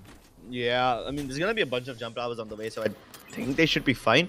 But then again, the fact that they're able to res 2 of their teammates itself is a big deal. We barely see any reses in tournament lobbies like these. Yeah, nobody really allows that to happen, because you go touch that respawn beacon, and that's it. You're just gonna get hell rained upon. Forget respawn beacon. Even the replicators get camped in a tournament lobby like this. So yeah, there's absolutely no way that those areas will be relinquished by any other team. Depression now realizing that the zone is indeed moving towards North Skyhook, need to find a building to call home. But there's already 4 teams inside of Skyhook, a 5th team in the secret balloon tunnel to the north. Oh, they're going straight up on top? Are they? No, they're not. They saw a lot of players around here, and look at this building. The Seer ultimate has been activated here. I should presume that's the island guys who've got it, and they're on fights with against two teams actually. There's one behind them and one in front of them. That's Shiva Exactly. and Ko. And this is going to be a very, very difficult fight for them if they are going to be taking, because Bunny Mao still on white shields for some. I think she Oh no. was, I don't know. It's quite late in the It's- game. It's a curse, man. Bunny Mao has always had the worst shield since yesterday. Yesterday she was the only one on blue shields while everyone else has red and purples. Now she has white, which is like even worse. I don't know why the shield gods just continue to be hating her, but either way, as long as they can hold on to this building, it should be fine. The other two teams also have a chance to third party each other, right? So they are Yeah. probably not gonna full send it in. Skyhook, it's gonna become one of those zones where every team is hesitant to move out, and they're all just gonna end up waiting for the zone to force the move. You know, every team here basically has their own building for themselves. That's Yeah. how many there are around here. Yeah, And they're not going to get out of sometimes, their hidey hole unless, the zone forces them out or they find a Exactly. free kill. But looks like Hardstuck are being pressured over here. There is a Bloodhound right under them. I'm pretty sure that... Can't really see who that is in the map, but... Oh, forgive me. Oh, there they come. It's actually Depression. That's Depression coming into this building. They're trying to take this one for themselves because they know there's nothing else available, so they're trying to force a fight out of it. There's just Anirudh who comes and gives a little bit of the damage that he wanted to, but gets away. Hardstuck are still holding down to this building. They've not taken as much damage as, we would have expected it to come through. And they're holding on to this rooftop as hard as possible, just like their name suggests, but... Depression are not yet giving up. Look at Anirudh, dude. He's just moving left, right, center, coming from the stairs, coming from the ropes, but they've taken down the two players that they wanted. And oh my god, it's another team that just comes in and finds the kills that they need. That was actually Boys PK and Co. And they've also trying to take a fight now against Depression. This is heavy fire on that one building. And somehow the one team that got, completely smashed between all of that action was Hardstuck D4. Oh my goodness. Well, at least Anirudh and the boys have found a place to call home. The building that they currently reside in is also hosting some other teams, but that is completely okay because there's no other choice, no place else left. They eliminate the two members who were still stuck inside the building, so that's going to be Cyrus punched out of the game. That's another Gibby not available. So here's the thing, this building, now that it belongs to them, they need to search for all the other rats also hiding inside. We just saw that Hardstuck have one member still surviving, and there was obviously no way that he can grab the banners again. But Yeah, Universe, like I said, this is most likely going to be a North Skyhook zone. It goes above the Skyhook actual building itself, and that indeed has now become true. Yeah, I like this a lot. I think that this is the kind of zone that we would expect. And I don't want them to be sitting in buildings and holding on for dear life until the very last minute. But there are... Well, the centric building is just slightly available. Just, about 25% of it, 1/4. And there are another 3-4 buildings around this vicinity that they're going to be looking at. Depression, well inside the zone, are going to be holding on to this rooftop for, eternity. While hyper competitive over here, they're in the southern side of the zone right now. Looking for as many openings as possible. Oh, there's a charge rifle. They're trying to pressure that team on top over there. Devanshu and Black are trying to get them as much damage as possible. Still though, they do have a little bit of time before moving in. It's about 15 seconds as a circle will be closing in. Very little time, bro. No, I mean, it's still to close in. So they're going to have another, I think, 30. Yeah, there we go. The 30-second timer comes in.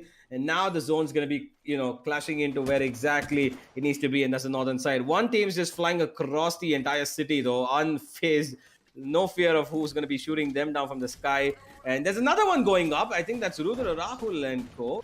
Everyone's taking to the skies. It's skyward dive time. Everybody is opting to the skyward season. But where will they land? Where will they go? There's still a little bit of the tunnel left. So if they want, they can still move in over there. Pingu and the boys, they are on the far end of the zone, trying to go for the Valkyrie, but the Valkyrie has been shot down.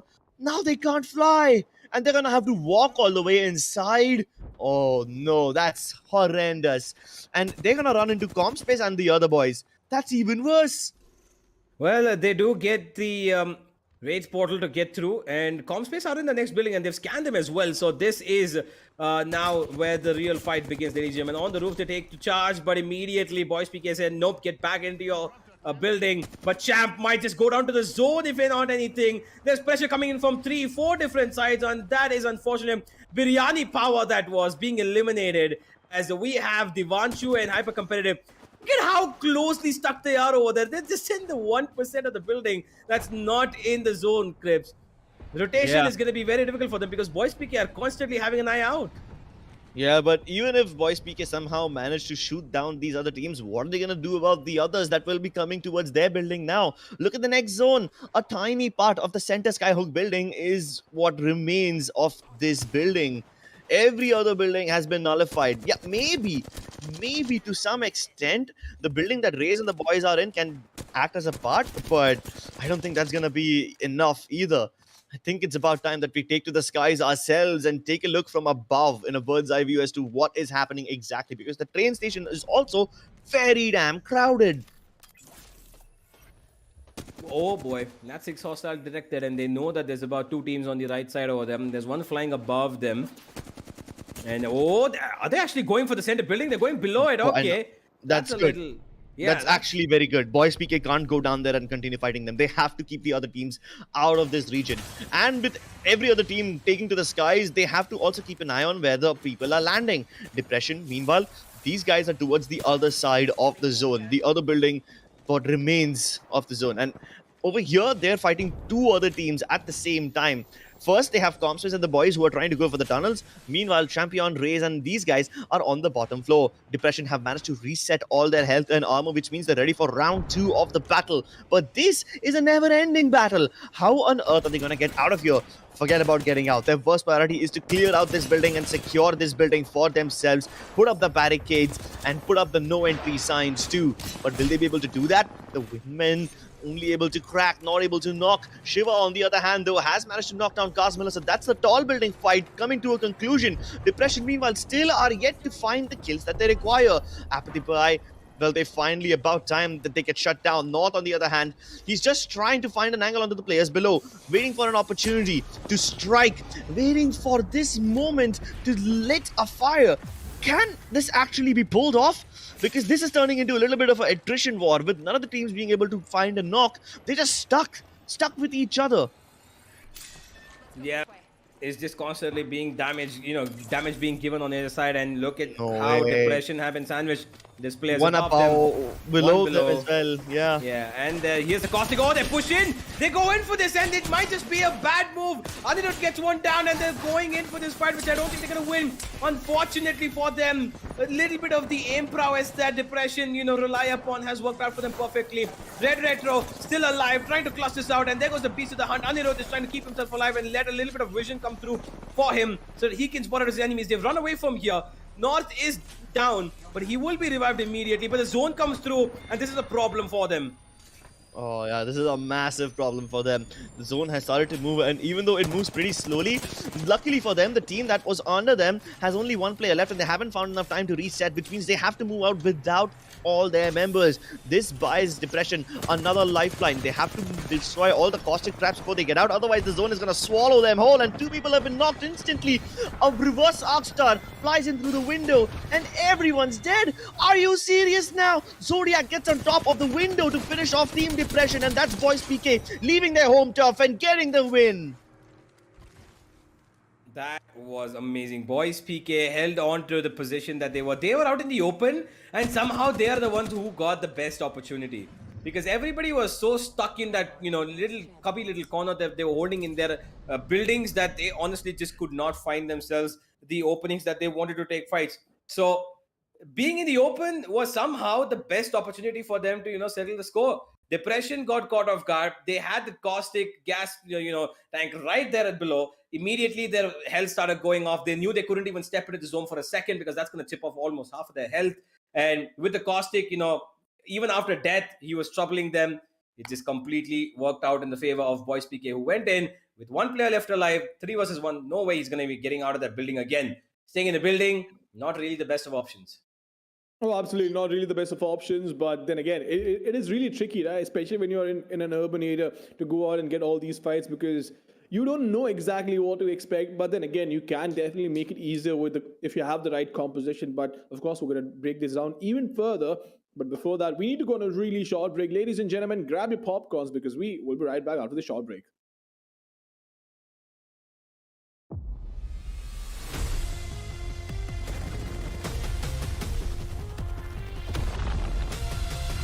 Thought you were supposed to be my executioner. I'm just getting started. And so are we.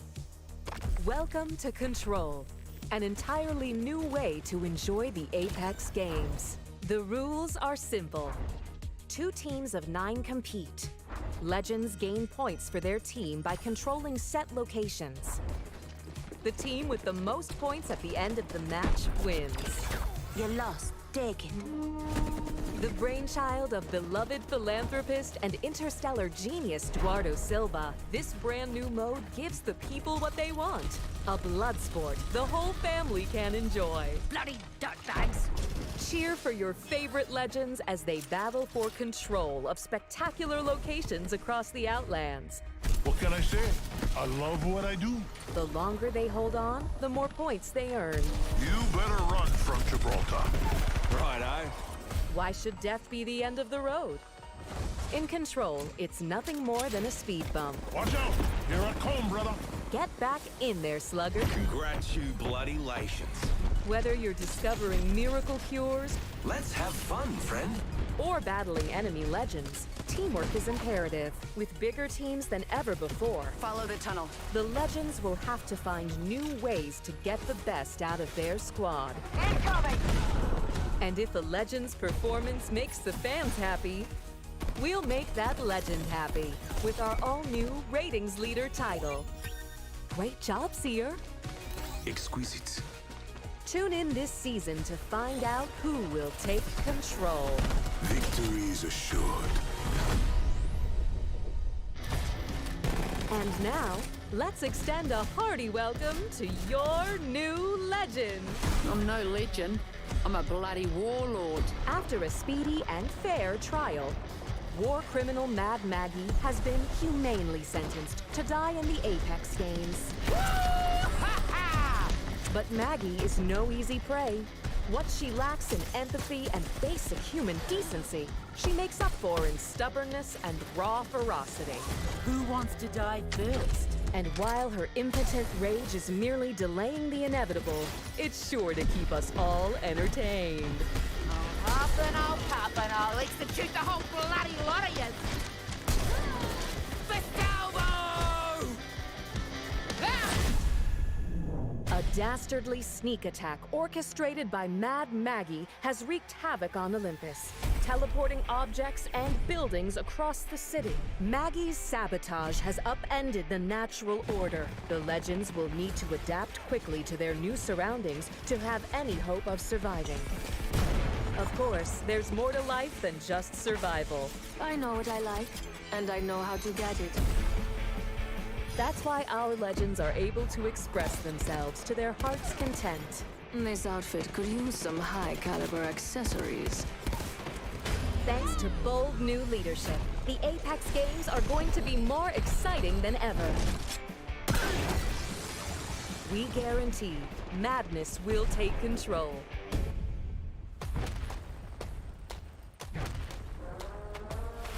Can't stop, won't stop. Charged and ready. Who's ready to pull some G's? It's showtime.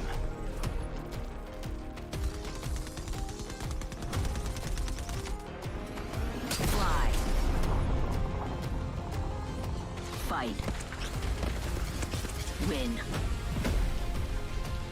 Marvelous. What can I say? I'm here to break the game. Here comes a little old school. The hunt begins. This mask has seen life through death. With each victory, I rise to a new army. And with that, blessed is your departure. For Arthur.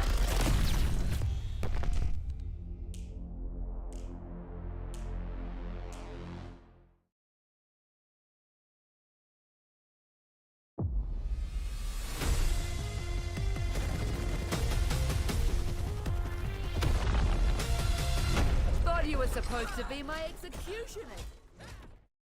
Welcome back, ladies and gentlemen, to the NVIDIA GeForce Esports Festival Apex Showdown, sponsored by Crucial and Colorful.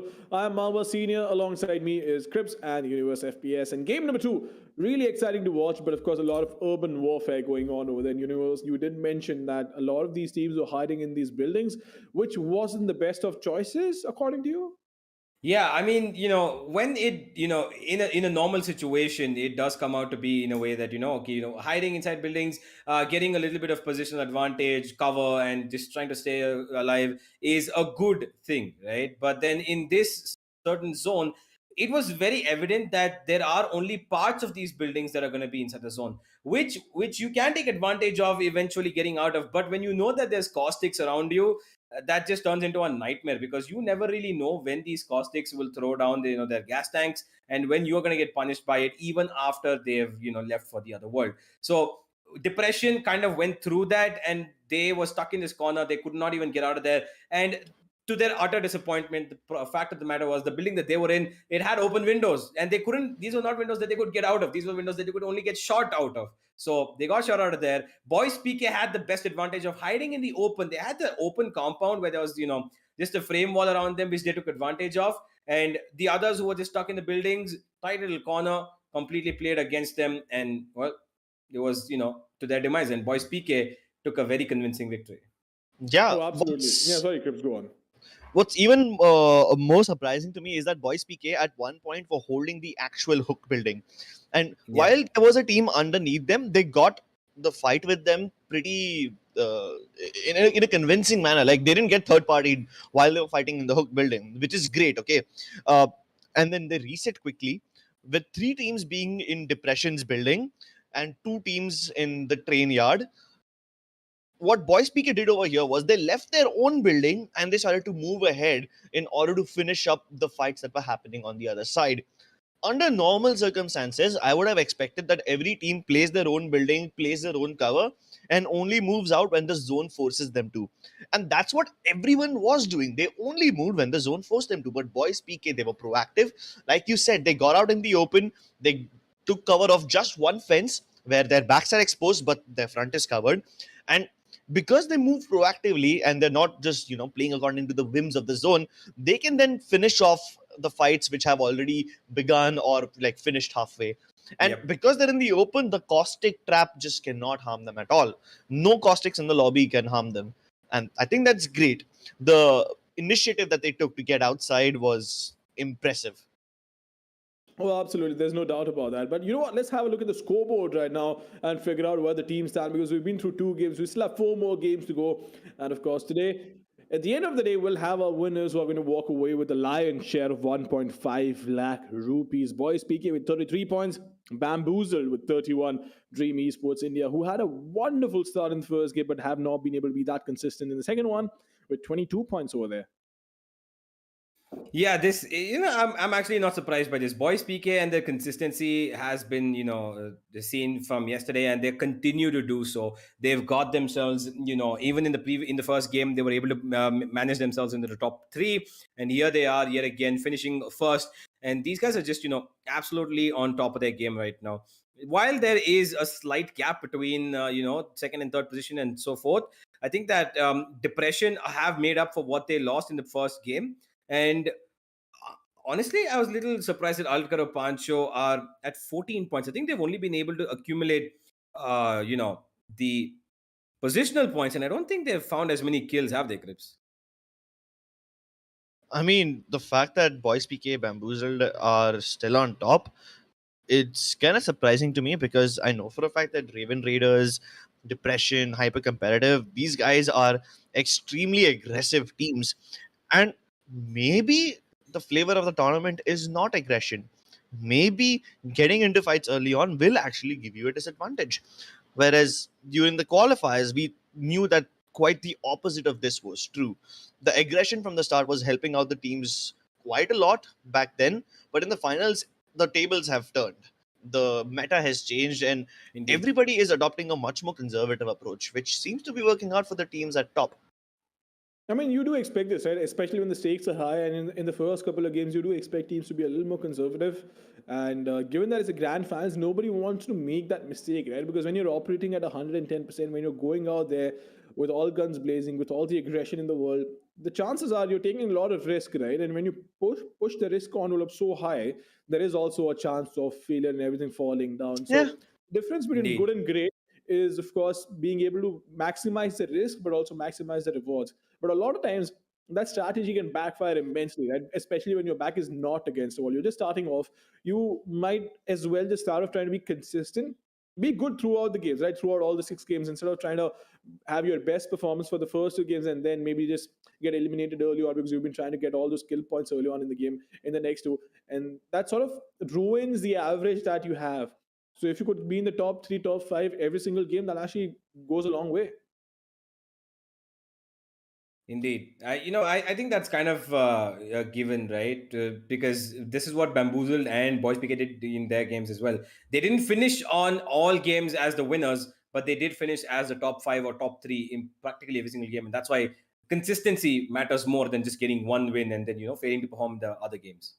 Oh, absolutely. But let's talk about the giveaway question as well, because it's not just the players who are going to walk away with something. Nice. It's the audience as well. And the question is, what is Raid's passive ability called? I'm sure a lot of you guys who are watching this know this like, well, the back of your hand. You probably know all the abilities, but if you answer this on the YouTube chat correctly, you can walk away with a lot of goodies. And well, it's a pack, right? It's a pack. It's 3 goodies bunched up together, which includes a GPU holder, a waist pouch, and a mouse pad. And honestly, I'm not too excited for the GPU holder or the mouse pad, but yeah, fanny packs, pretty cool. Well, the no Mamba's taste in fashion now. It's Listen, always man, been good. more pockets. See, the more pockets you have, the better it is. Okay, I'm sure a lot of people would agree. Yeah. I'm sure. I'm sure. Speaking of Indeed. pockets, some of these teams had literal empty backpacks in this game. Forget about pockets, man. If your backpacks are not lined up with heals and nades, then that's just gonna be so difficult. And especially in an urban zone like that, the nades have been so important. If it wasn't for that arc star that Anirudh got stuck with, I think Depression could have won that fight in their building. Well, sure, but then again, it really comes down to how you approach the game. Right? A lot of times you get unlucky with your own drop. You wanted to go there, but for some reason you were not able to loot. Right? Imagine one more team drops down or 2 more teams drop down exactly where you wanted to be, or you've ended up using a lot of utility because even though you might have won the fight, or even though you might have just fought a team, a lot of times what teams prefer to do, right, is not take the fight head on, but also just keep the opposition pinned down enough and dish out enough damage to force them to use their utility and sort of slowly bleed them out over the course of time. So especially when they come into the last zone, right, they don't have a lot of leeway to work with, and that's where you tie their hands up. It's not just always about popping heads. It's not just always about shooting players down. It's also about being mindful of what the resources might look like on the opposition universe.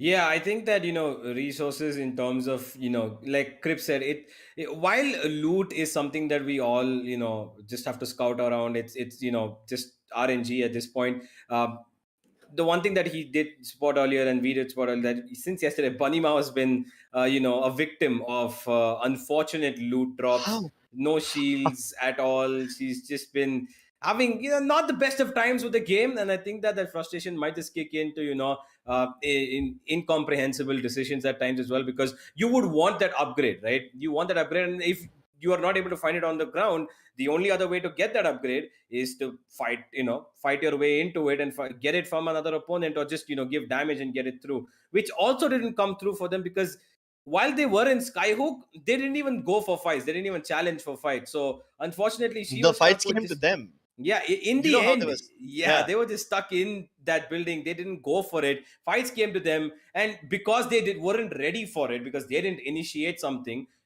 they couldn't really find. Her teammate was on blue. She's the only one that actually was able to do something with their third teammate got a gold shield, thanks to his luck. But then the other two were on blue and white, and if you're not able to get what you want on the ground loot, you cannot be just holding one side, because if I remember correctly, the entire time these guys have been in just between Trials and Skyhook, and they haven't really moved out of there.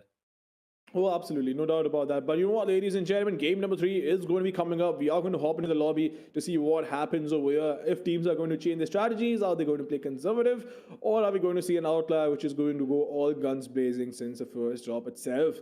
And hopefully, it's probably the latter. No, hopefully it's the latter. Wow, my English. Sorry, guys.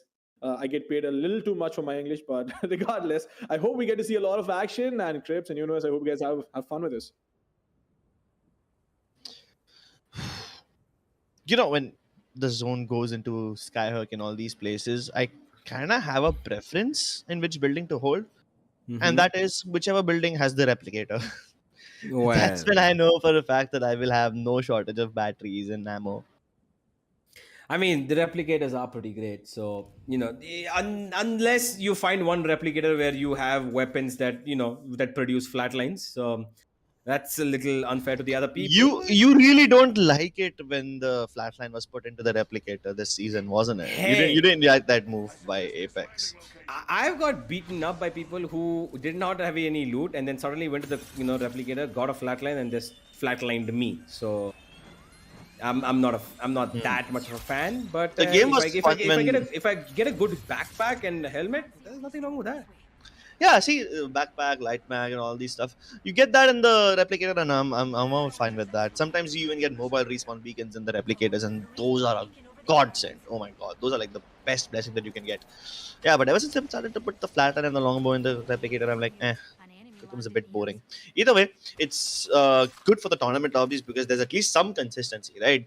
If the RNG screws you over and you don't find any weapons, you know for a fact that replicator में कुछ ना कुछ तो मिल ही जाएगा. Now, Indeed. let's take a look at where the other teams are. Skyhawk this time not as contested as the last time. But Vector, Olkio, Crypto Ninja, these boys are still going to be here regardless. Yeah, Origin 4, they did win a game in their time when they were playing. Just one game that they did, come through. That's, I think, earlier when the name was Origin 3. But it looks like they have a little bit of a difference in their names. That doesn't matter. The Biryani Power are the ones who might want to showcase their power. As we head into game 3, this is going to be an important one for them. Hard stuck. They've taken a little bit of a slower approach and they've gone towards another side. Survey camp seems to be where they want to, get their stuff done. And there's a replicator. And of course, Like we discussed. well, if he's going to get a flatline out of that, White Death, I am not your friend. Definitely Neo is not your friend now. We can discuss the flatlines and the replicators later on. What I really want to discuss over here is this zone. Now, some of these guys have access to survey beacons, and that's why you'll see a lot of teams moving into positions way ahead of everyone else. While then there's going to be other teams who are just still sticking in the zone, taking fights outside of the ring. And you'll have both of those guys. Mostly in the tournament lobbies, everyone tries to camp either the buildings with the survey beacons and the buildings with the replicators because those are the prime locations where someone or the other will roll up and try to gather information or just gather loot, right? It's like, how do I say this? If you ever watched National Geographic, you would have noticed that the tigers and the leopards always wait near the rivers to hunt because all the other animals who are their prey have to come to drink water at some time or the other, right? Yeah. That's what the survey beacons in this game are. They're like the water bodies, and some people have to come there to gather information about the next zone. That's where the predators will lie. Yeah, well, for the moment, it looks like while the teams are getting up as much of their inventory as possible filled up, hopefully this time Bunny Mao and Co are going to be able to, pick up a better shot. I hope she gets, a purple right off the ground. I hope she has. Yes. That would really help them. But right now, I think that there's no early fights happening. Everybody's, in their little space of trying to get whatever they can. All 20 squads alive and not really seen anything that, has transpired. But I want to have a look at the zone, though. I want to see where exactly it's going to be transpiring and where we can predict it to go. If we can see the map, dear observers, that would be really helpful. And see where exactly these teams have situated. Because I want to see where exactly, Clutch Ministers are. Because honestly, we've not seen them across the entire game, have we, Chris? Yeah, no, the clutch ministers are kind of like a no-show in this game. Easy hasn't really Don't been tell me he's performing going all to that go well again today. towards Skyhook. Oh, why not? I mean, at this point, Shiva, Flexi, and LP Warrior have figured out that Skyhook is like their zone, their thing. In But there fact, is a fight Bunny though. Mao Look at and that. friends have changed up their drop location now. So I think Trials is gonna be a place to fight. Wow, they've gone from the northwest to southeast. That's a complete shift up for Bunny Mao Yeah. and Co. So that's a huge step up over there. But we just saw Skyhook and Trials was home to at least 4 teams, and I think In two the of them previous are game, yeah. already in and engaged right now as well. Right now, we just saw it, and I think it's going to be an early engagement coming that side. And while I do talk about it, here's a little bit of fragment fights coming in. Okay, finally action coming here. It's going to be Prime winning that fight. And I think that while they Dream Esports Co have already taken over this place over here, that was a little close. He runs away somehow. Captain Price. Oh, is he gone? Yes, he is. Genius gets him. And that is another player taken out of the equation. Though, Oh and the no, last buddy. person. I thought Captain Price was done, but he comes out and Ratu. First one Yeah. to go. I thought that was a third party, but I think I might have been wrong. But there are other teams in the vicinity as well, so they shouldn't really start slacking off. Fragment might be contested now, but I think it's safe as well. They have ended all threats. All the other teams on the vicinity of Fragment are not inside the city just yet, so they can be safe. Bot 101 though, they Early got zone rotation. screwed. Yeah, they got zone screwed very hard last time, so it's good that they are doing the early rotations now. Yeah, they're going towards the passage between Town Station. And here they will find themselves going in towards Harvester while there's still more fights happening inside this. Wow, where did I just miss the map for a second?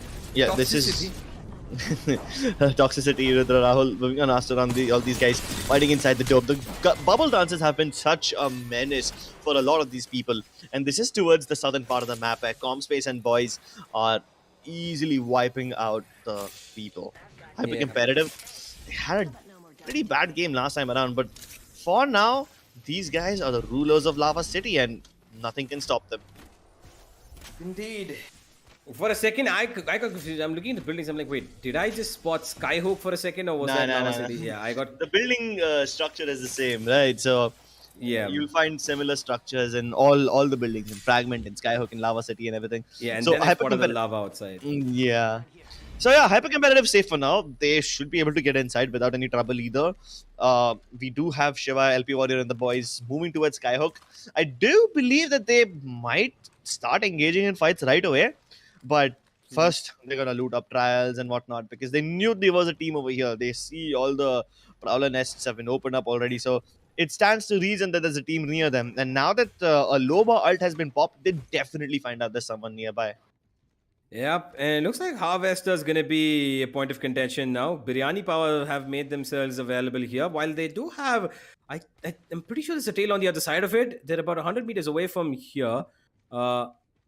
Is that anybody on Harvester? No, doesn't. Yeah, this is just Prime 1337 Biryani Power, and there's nobody else around them. So these guys are not going to see any action either.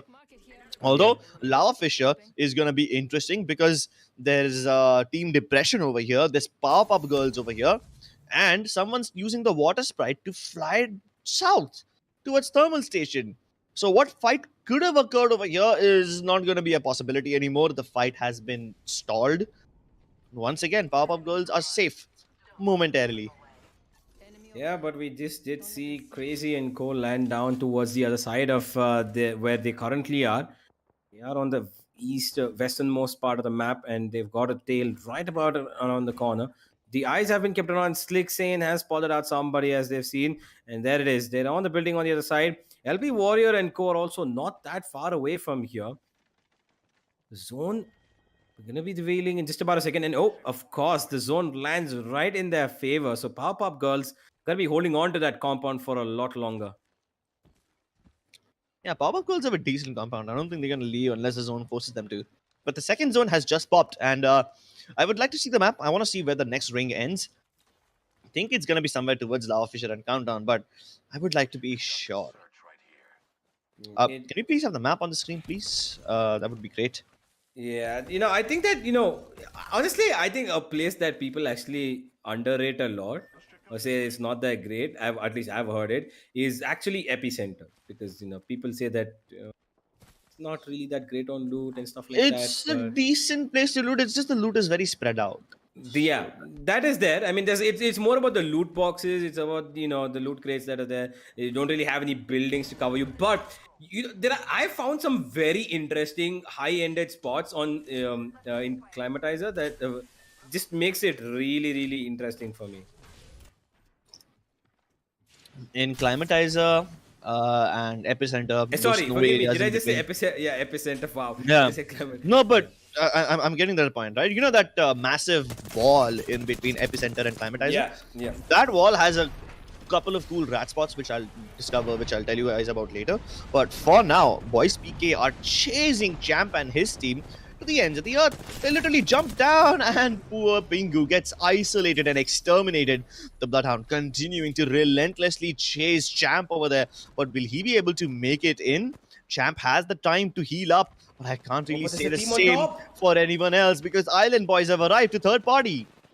Yep, and they're trying to get these people forced off their high ground, and they have. Boys PK have fallen down, and there's the last person who was alive, trying to keep himself a little relevant. Champ runs away, and while they have detected where exactly these players are, Boys PK have secured themselves a little bit of safety region. There is a Seer ultimate being committed here. By Kaz Miller, most probably. Yep. And But I kind of have a red flag about this one. They finished off Prime 1337, which is good. But no, a fourth party has arrived. Team Depression is now shooting down Island Boys from behind. And this is even worse because I see Hyper Competitive pulling up as a fifth party. Oh my god, boys. Staging is about to turn into a massive cluster team fight. well, it does seem like it, and they are a little bit away from the zone as well. So they need to make sure that they get away from it as quickly as possible, because right now what they need to care about is staying alive and staying healthy until we get into that zone. This is the third zone still, so keeping yourselves alive and not losing that early fight is needs to be priority. Exactly. I have a doubt. Did two of the Island Boys die? Because I see only Bunny Mao alive and nobody else. But as long as she can escape and keep herself alive, that will be great. They can play for placement points. Meanwhile, Team Depression continues to hold the bridge area of staging as quite a strong unit. And the fifth party that I spoke about, Hyper Competitive, they don't seem to be arriving in time. So maybe the fifth party opportunity will be missed. And I just saw that North and the boys, Team Depression, has taken to the skies. They are using one of the Valkyrie ultimates to reposition themselves to better intercept this team. And that is the Zodiac team. Are you serious? I didn't even realize Zodiac team was over here. And even Red Retro doesn't realize where they are. Now that he's finally spotted them, that's a a one problem. clip almost comes through. Gibby Dome forced out. But Zodiac has disengaged. He's moved towards the low ground, and his teammate is still on the high ground. They have been isolated, and that Toby's will gone. result in the instant death of Toby. They've left him to die over there. Poor Caustic, he was abandoned by his teammates, and Depression will be very happy to get that free kill. They get away with it with no repercussions whatsoever. Yeah, well, one who is a Valkyrie, I believe. So I think that he should be able to survive for a little while longer if he has his ultimate available. And Depression have taken the foot off the pedal here. Not really going to chase Zodiac down. They instead want to go towards the zone and keep themselves a little bit more safe. It is now a 1v3 wherever he goes, and look at Devanshu and squad. They've been spotted out. That is hyper competitive, and they are going to be taking a fight against Depression. There's a gap in the Gibraltar dome that they can shoot the feet off with. Well, Very nice. Depression, they are repositioning so quickly. We found them on the edge of staging. They go around that mountain, go through the tunnel, and now they are back on the rail tracks, which is towards the south of Lava Fissure. So they just pulled a complete 360, figuring out the information of three teams on the way. And I know what the comms look like right now. They see Vector and they're like, yeah, we're going to start firing in 3, 2, 1. He has absolutely no warning. Yeah, his white sheets are not going to allow him to stay alive when Depression get immediately charged back on. But this house is going to be a very difficult place to get out of. The grenades go in. They're trying to take out the caustic utility as well. And Depression are being relentless right now. They don't want to let them even survive for another second. The fight comes through. Cryptic Ninja just pushes into their faces. The caustic trying to stay alive, but there's no way Depression don't win this. An amazing fight, and Origin 4 have been taken out of the map. Origin 4, they thought that the caustic traps would be keeping them safe, but after the nerf, the caustic traps can be destroyed, and that is what is their bane. But a third party has arrived. Luckily, Depression have reset in time, so they're ready for this one. Oh, it wasn't even a third party arriving. It was just Slick Cyan, the teammate of Vector, throwing in an Arc Snare, hoping that he can avenge his fallen teammate, but nah, he's gonna have to continue this game without his teammate Vector. Well, I am a little worried about how exactly these teams are going to be getting up against Depression, because look at the momentum they've been building up, Grips. Slowly but surely, they're going straight into fights. Okay, that's hyper competitive who want to live up to their name. Devanshu, Black, and their teammates just fall down right in front of Depression. And that's a very risky move to be taking down, especially when you know that the opponents have already become the kill leaders and stuff. Devanshu, chipped off of his shields, has to go for the reload. Recharge his battery, use his batteries. Yeah, I get it, recharge, reload. But hey, look at the bigger picture over here. We have Depression trapped inside that house, hyper competitive on the edge, no backstabs potential for hyper competitive, so they are safe. But there is Shiva and the boys on the other side of Depression's house. If they want, they can third party. Meanwhile, I also see Clutch Ministers in the vicinity, so Sneeze is getting a knock with the wingman, right? He managed to knock one player out. Does he get the thirst on it? All these top tier teams are gathering around here, and this little valley that exists underneath the bridge that hyper competitive has taken up, it's gonna be a damn good spot to hold. They can leave one of their players on top as like an early warning system, like a camera of sorts, a CCTV camera, and then the other guys can stay safe downstairs.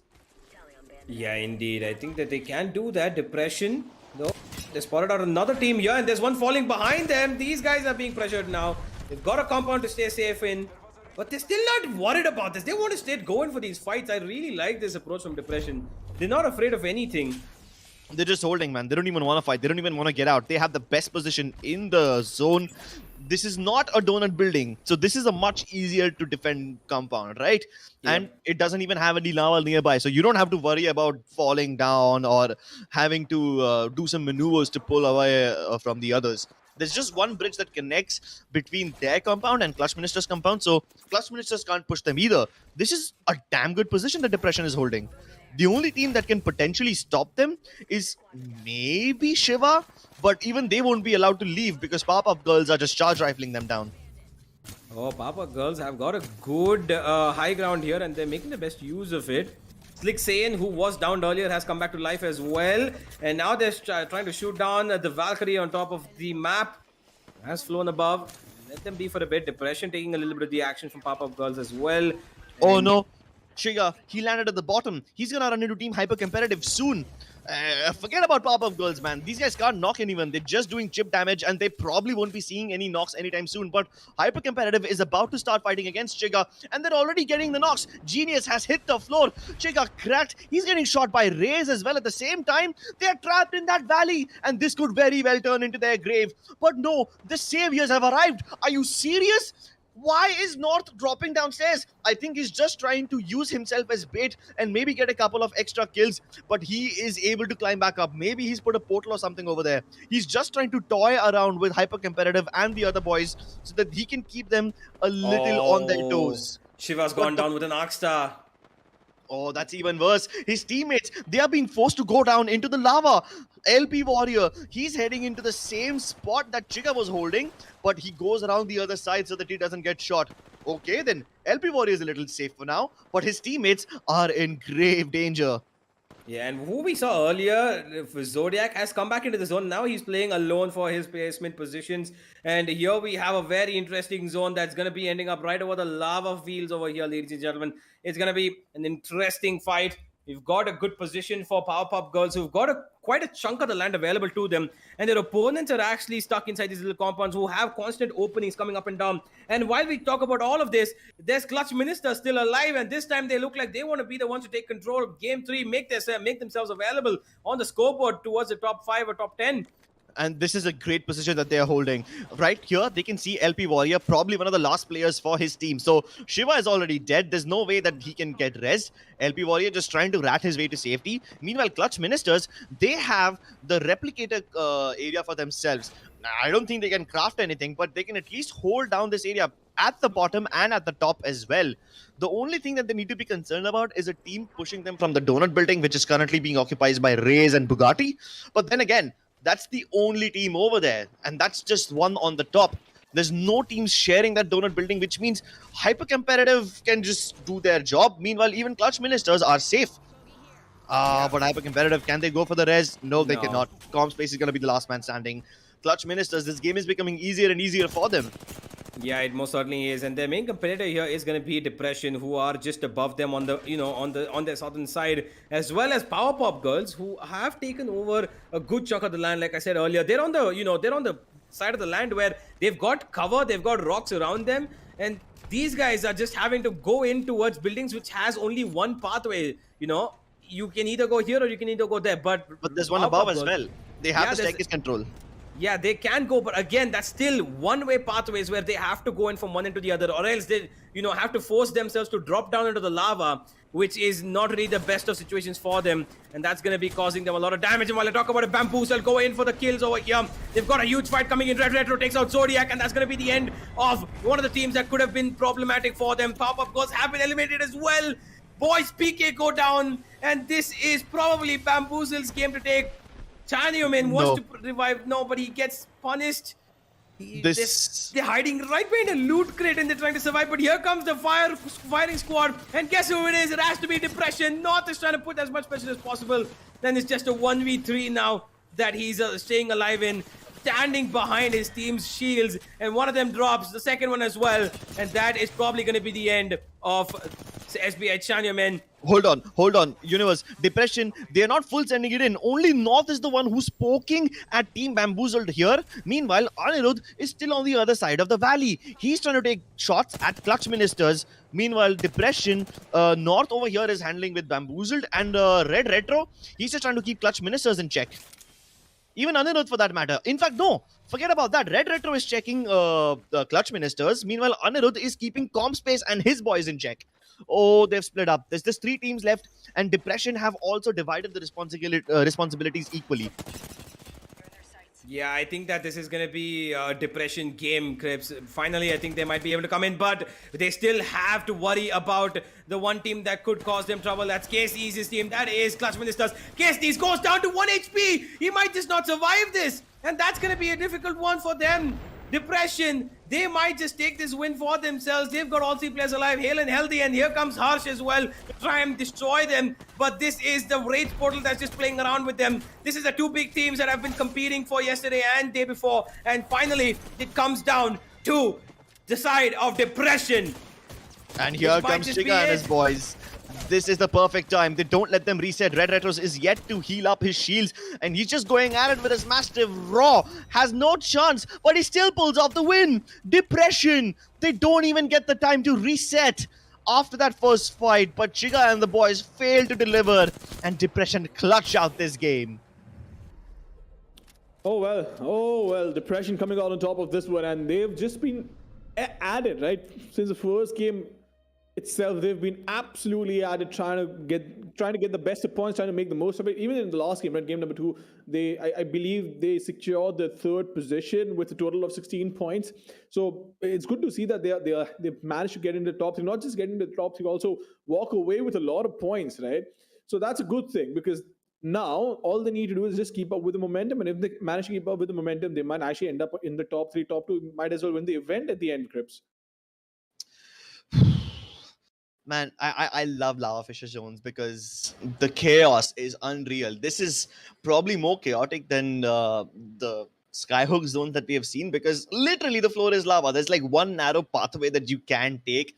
And I love the way Depression, how they are delegating responsibilities. Like they send North to destroy Team Bamboozle. Meanwhile, Anirudh is keeping Comp Space team in check. He's keeping hyper competitive check. And Red Reto himself is trying to figure out where Chigalicious is, because those guys just kind of hit themselves, right? Chigalicious and the boys, these guys are fighting Pop-Up Girls and they destroyed them. And that's when Red Red realized, hold on, we have a chance over here. He disengaged from whatever he was doing, decided to help out North instead, and they both delete Bamboozle. They regroup, fight against Clutch Ministers, and then the rest is history. Oh, Wow, yeah. I love the way they split up, but still were able to fight off three different teams at the same time. Well, absolutely, no doubt about that. Universe, I do have a lot of questions for you, but before that, we need to head on to a short break. So, ladies and gentlemen, do not go anywhere. We'll be back on the other side with a lot more action, a lot more fun, and of course, a lot more content. So, yeah, stay tuned. Don't go anywhere. We'll be right back.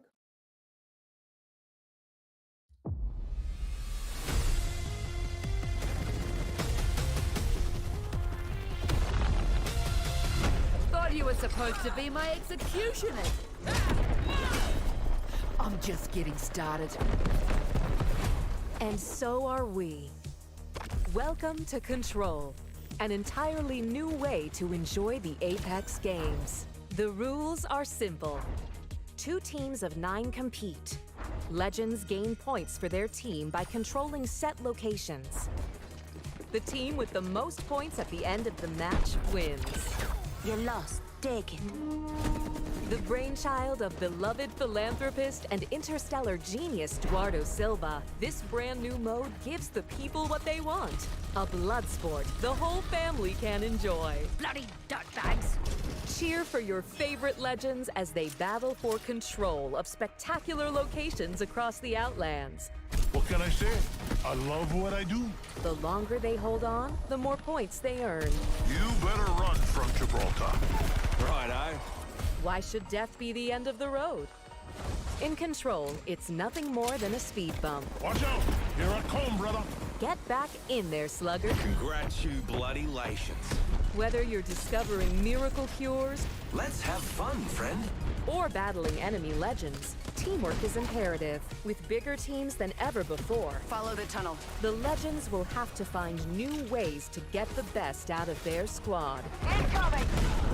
And if a legend's performance makes the fans happy, we'll make that legend happy with our all-new Ratings Leader title.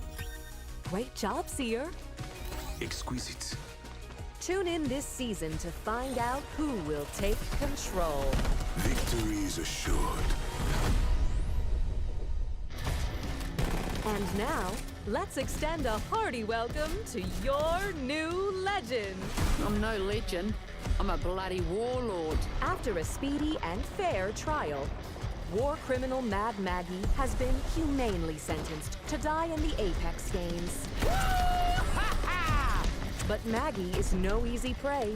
What she lacks in empathy and basic human decency, she makes up for in stubbornness and raw ferocity. Who wants to die first? And while her impotent rage is merely delaying the inevitable, it's sure to keep us all entertained. I'll huff and I'll puff and I'll execute the whole bloody lot of you. Fist elbow! Ah! A dastardly sneak attack orchestrated by Mad Maggie has wreaked havoc on Olympus, teleporting objects and buildings across the city. Maggie's sabotage has upended the natural order. The legends will need to adapt quickly to their new surroundings to have any hope of surviving. Of course, there's more to life than just survival. I know what I like, and I know how to get it. That's why our legends are able to express themselves to their heart's content. This outfit could use some high-caliber accessories. Thanks to bold new leadership, the Apex games are going to be more exciting than ever. We guarantee madness will take control.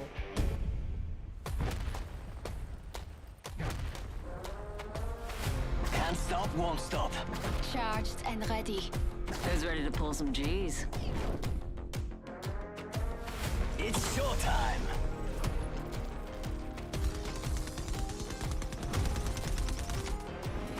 Fly. Fight. Win. Marvelous. What can I say? I'm here to break the game. Here comes a little old school. The hunt begins. This mask has seen life through death. With each victory, I rise to a new army. And with that, blessed is your departure. For altar.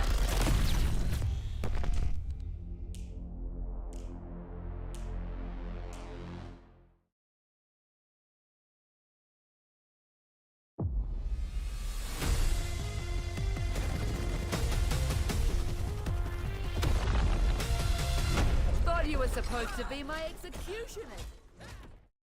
Welcome back, ladies and gentlemen, to the NVIDIA GeForce Esports Festival Apex Showdown, sponsored by Crucial and Colorful. My name is Ranjit Mamba, Senior Patel. Alongside me is Crips and Universe FPS. And we've been through 3 games right now, 3 wonderful games. But there's this one thing that caught everybody's attention over here.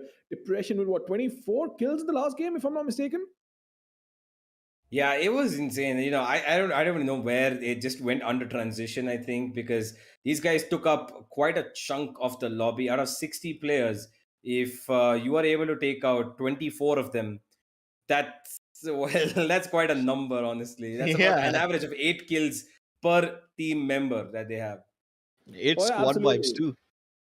But 24 kills is a feat in itself, because I'm pretty sure even in 3 games, right, there'll be a lot of teams with 3 games cumulative. They still wouldn't have 24 kills in one game. It's. I think at this point I might just have to use a little more colorful language to describe what they've just managed to do. At the same time, in the second game as well, I believe they were in the top 3, and this time away walking in the victory, right? So they are going to be on the top of the scoreboard. There's no doubt about that. But at the same time, it's going to be a hill to climb for the rest of the teams, because if you want to take them down, you won't just have to play just as good, but you'll have to play better and outscore them. I mean, these games are becoming progressively one-sided. Game number 1, almost every team had like 7, 8 kills. Sometimes one will have 9 or something like that. In game 2, the boys PK had 15 kills. The second place team had 10 kills, and everyone had like 6, 7, 6, 7, 6, 7. Over here, the scores are even more one-sided. The number 1 team, Depression, has 24 kills, and nobody else can even come close. So the gap, the disparity, it's increasing. Look, the disparity will keep increasing unless somebody who's in the top 2, top 3 comes up with a. Well, I wouldn't want to call it a crazy stat, because this is something we expect, right? Especially when you know the other team has been scoring a lot more points than you, and then you start making a lot more risky decisions, or at least riskier decisions, right? Because then you can either hot drop to the location where you expect them to be early on in the game, try and take them out, so that that game gets eliminated more or less for them, and they don't score points in that one. So this is potentially something you would do, but usually you do see a gentleman's agreement between teams where they don't go in for a drop which is not theirs. And this is something I've at least noticed in a lot of titles and in a lot of communities, where they're like, you know what, we're not going to hot drop you, but at the end of the day, it is a competition, and well, everyone's here to win. So you might have to do certain things which might not be appreciated by the rest of the players, but then you got to do what you got to do, win, right, Universe? Indeed, I think that if you at this point where you have that gentleman's agreement, if we're not going to hot drop you here, we're not going to do this, but at the end, if you are going to find something to your advantage, there's no reason you shouldn't or wouldn't take it, right?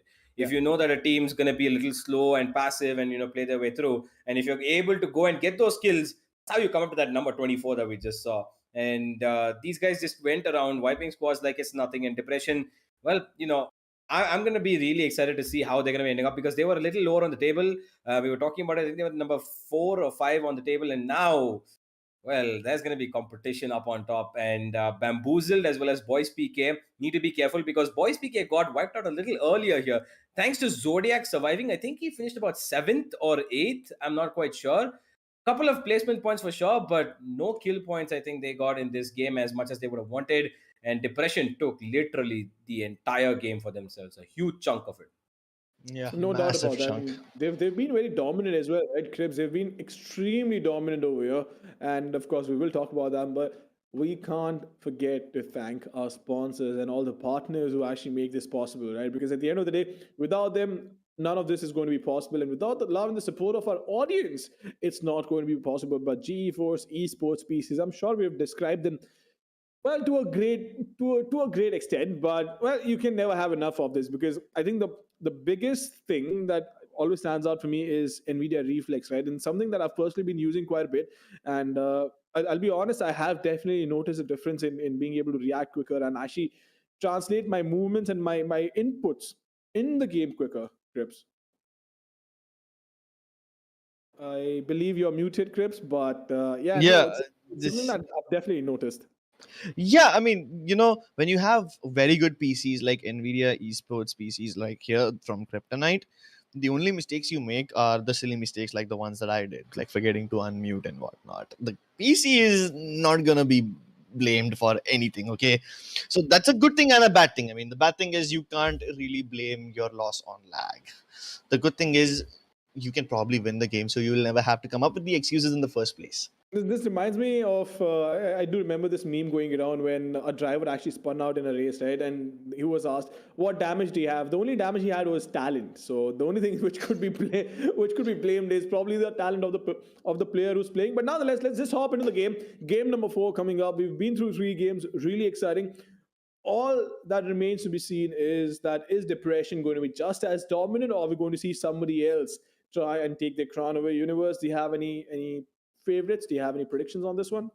I wouldn't really say that there's something that I would just want to see depression come up again, or maybe some other team this time take a chunk of the cake, because if they're able to replicate this once more, I don't even think they need to have another game where they need to get 20 kills or so, because getting 24 points of just kills just throw you right on top like it's nothing, because while finishing first gets you 12 points, you can calculate right there how much of a boost these guys would have got by just one game. And if they're able to make that 2, I think we might have a winner right here then. we might as well say good night to everybody else. Oh, absolutely. I like how Universe, that was one way to absolutely let the audience know that we're all terrible at maths, but nonetheless, game number 4, Hey. at least I can count till 6, right? That's a good thing, so I know which game is coming up.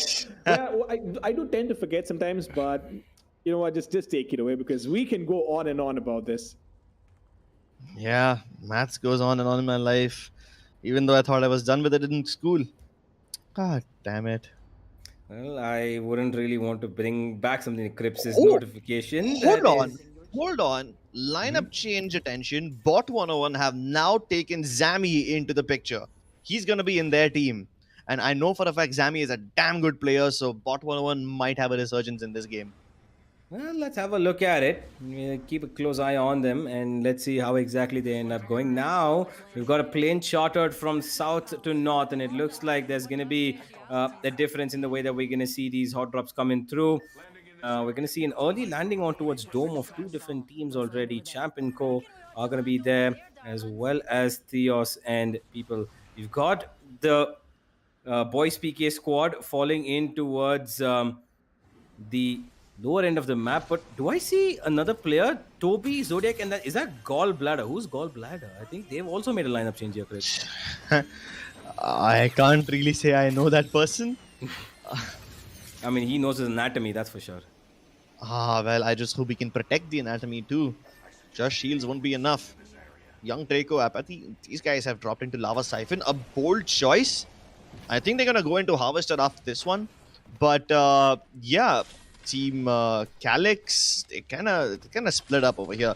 Calyx, Nixtix, and his boys, they are just around the tree region. Meanwhile, Red Retro, he's exploring the train station on the right-hand side of Thermal Station. So he might encounter these players soon. Oh yeah, that's Altkaro Pancho in 3, and North Inco, which is Depression, on right above them. And there's an early fight. Bot 101 look like they immediately want to go for that change over here.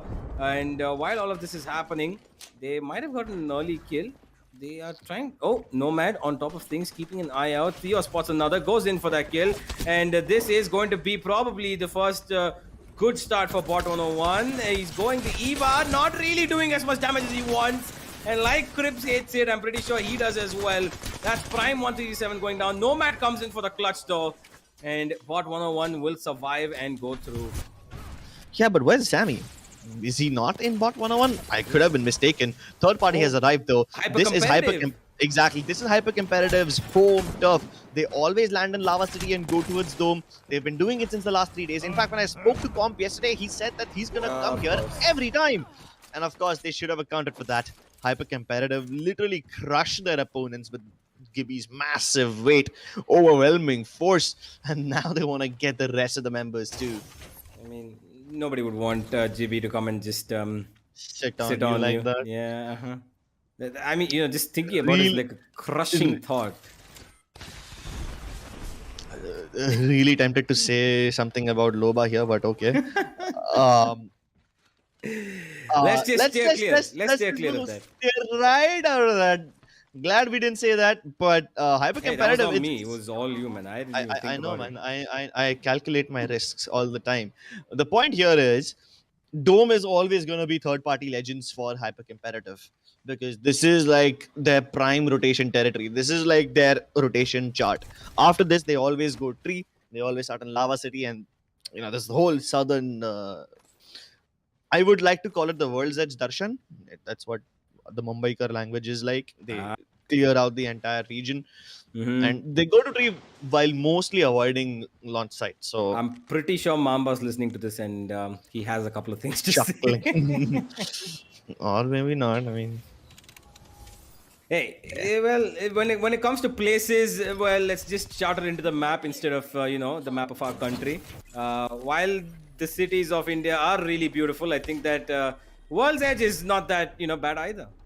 So at the moment, the best use of it has been made by LP Warrior, who have just eliminated August 3 from the map as well. So that's them who've constantly been having a little bit of a disappointing run so far in the final.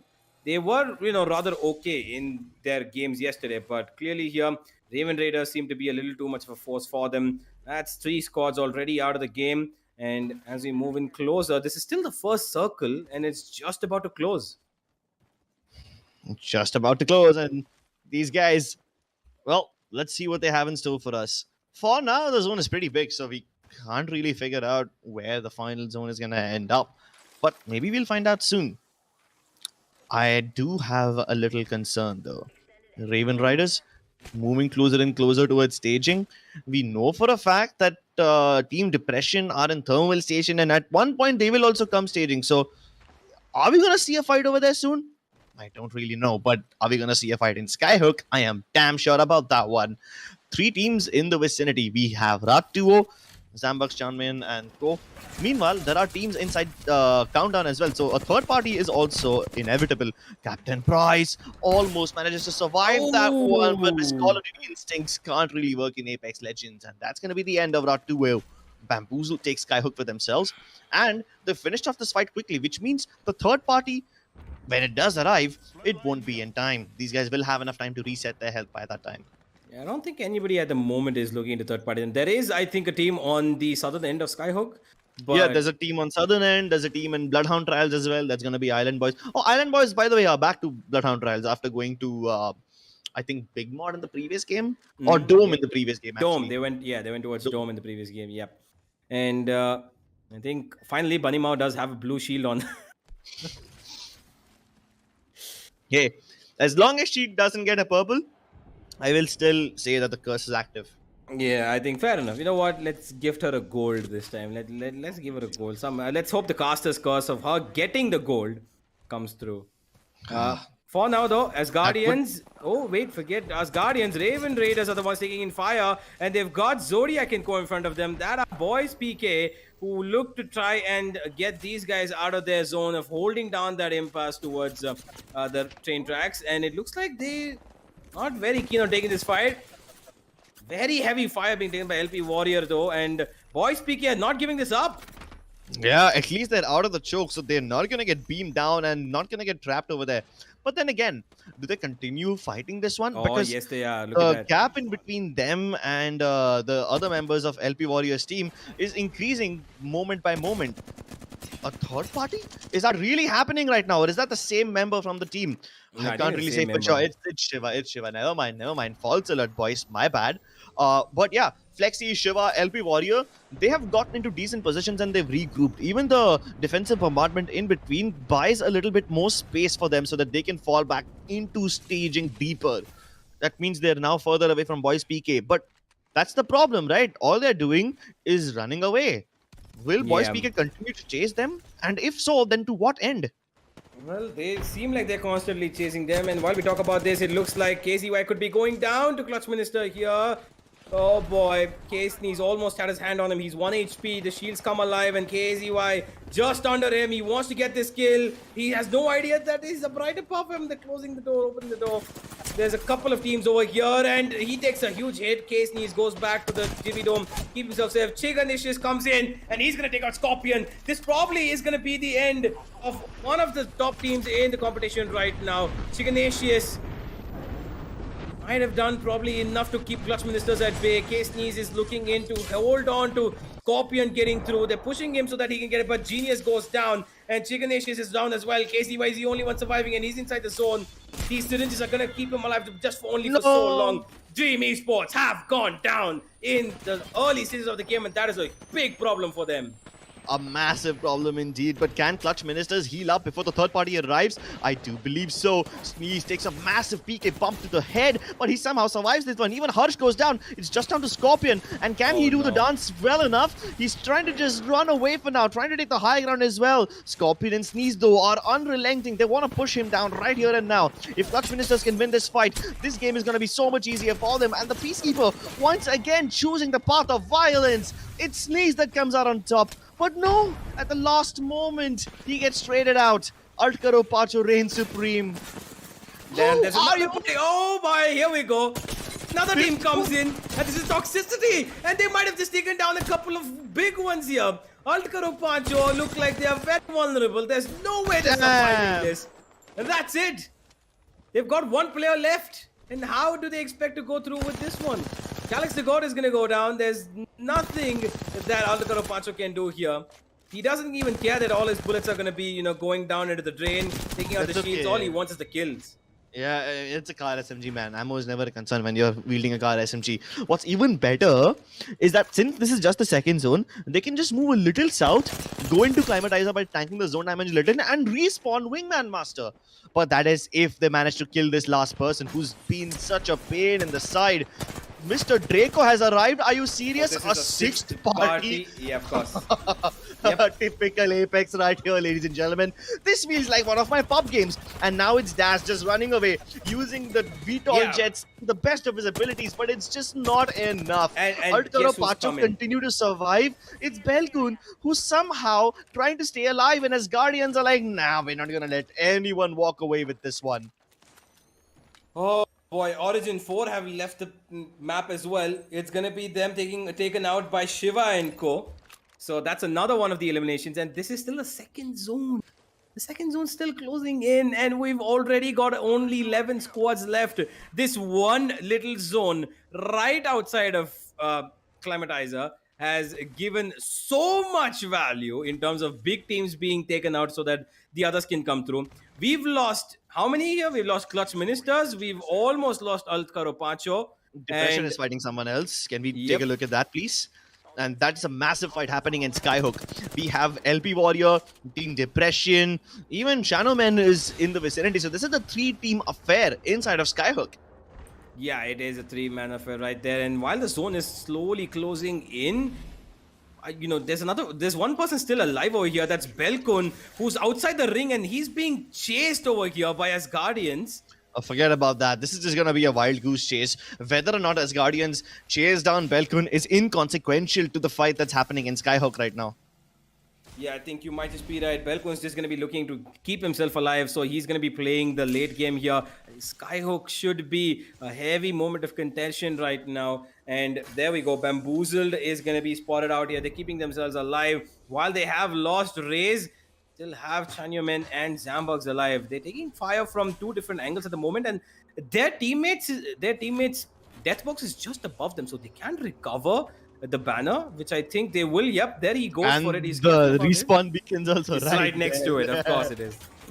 Okay, but here comes the fire though. The Seer comes through, and guess who's that? That's Island Boys.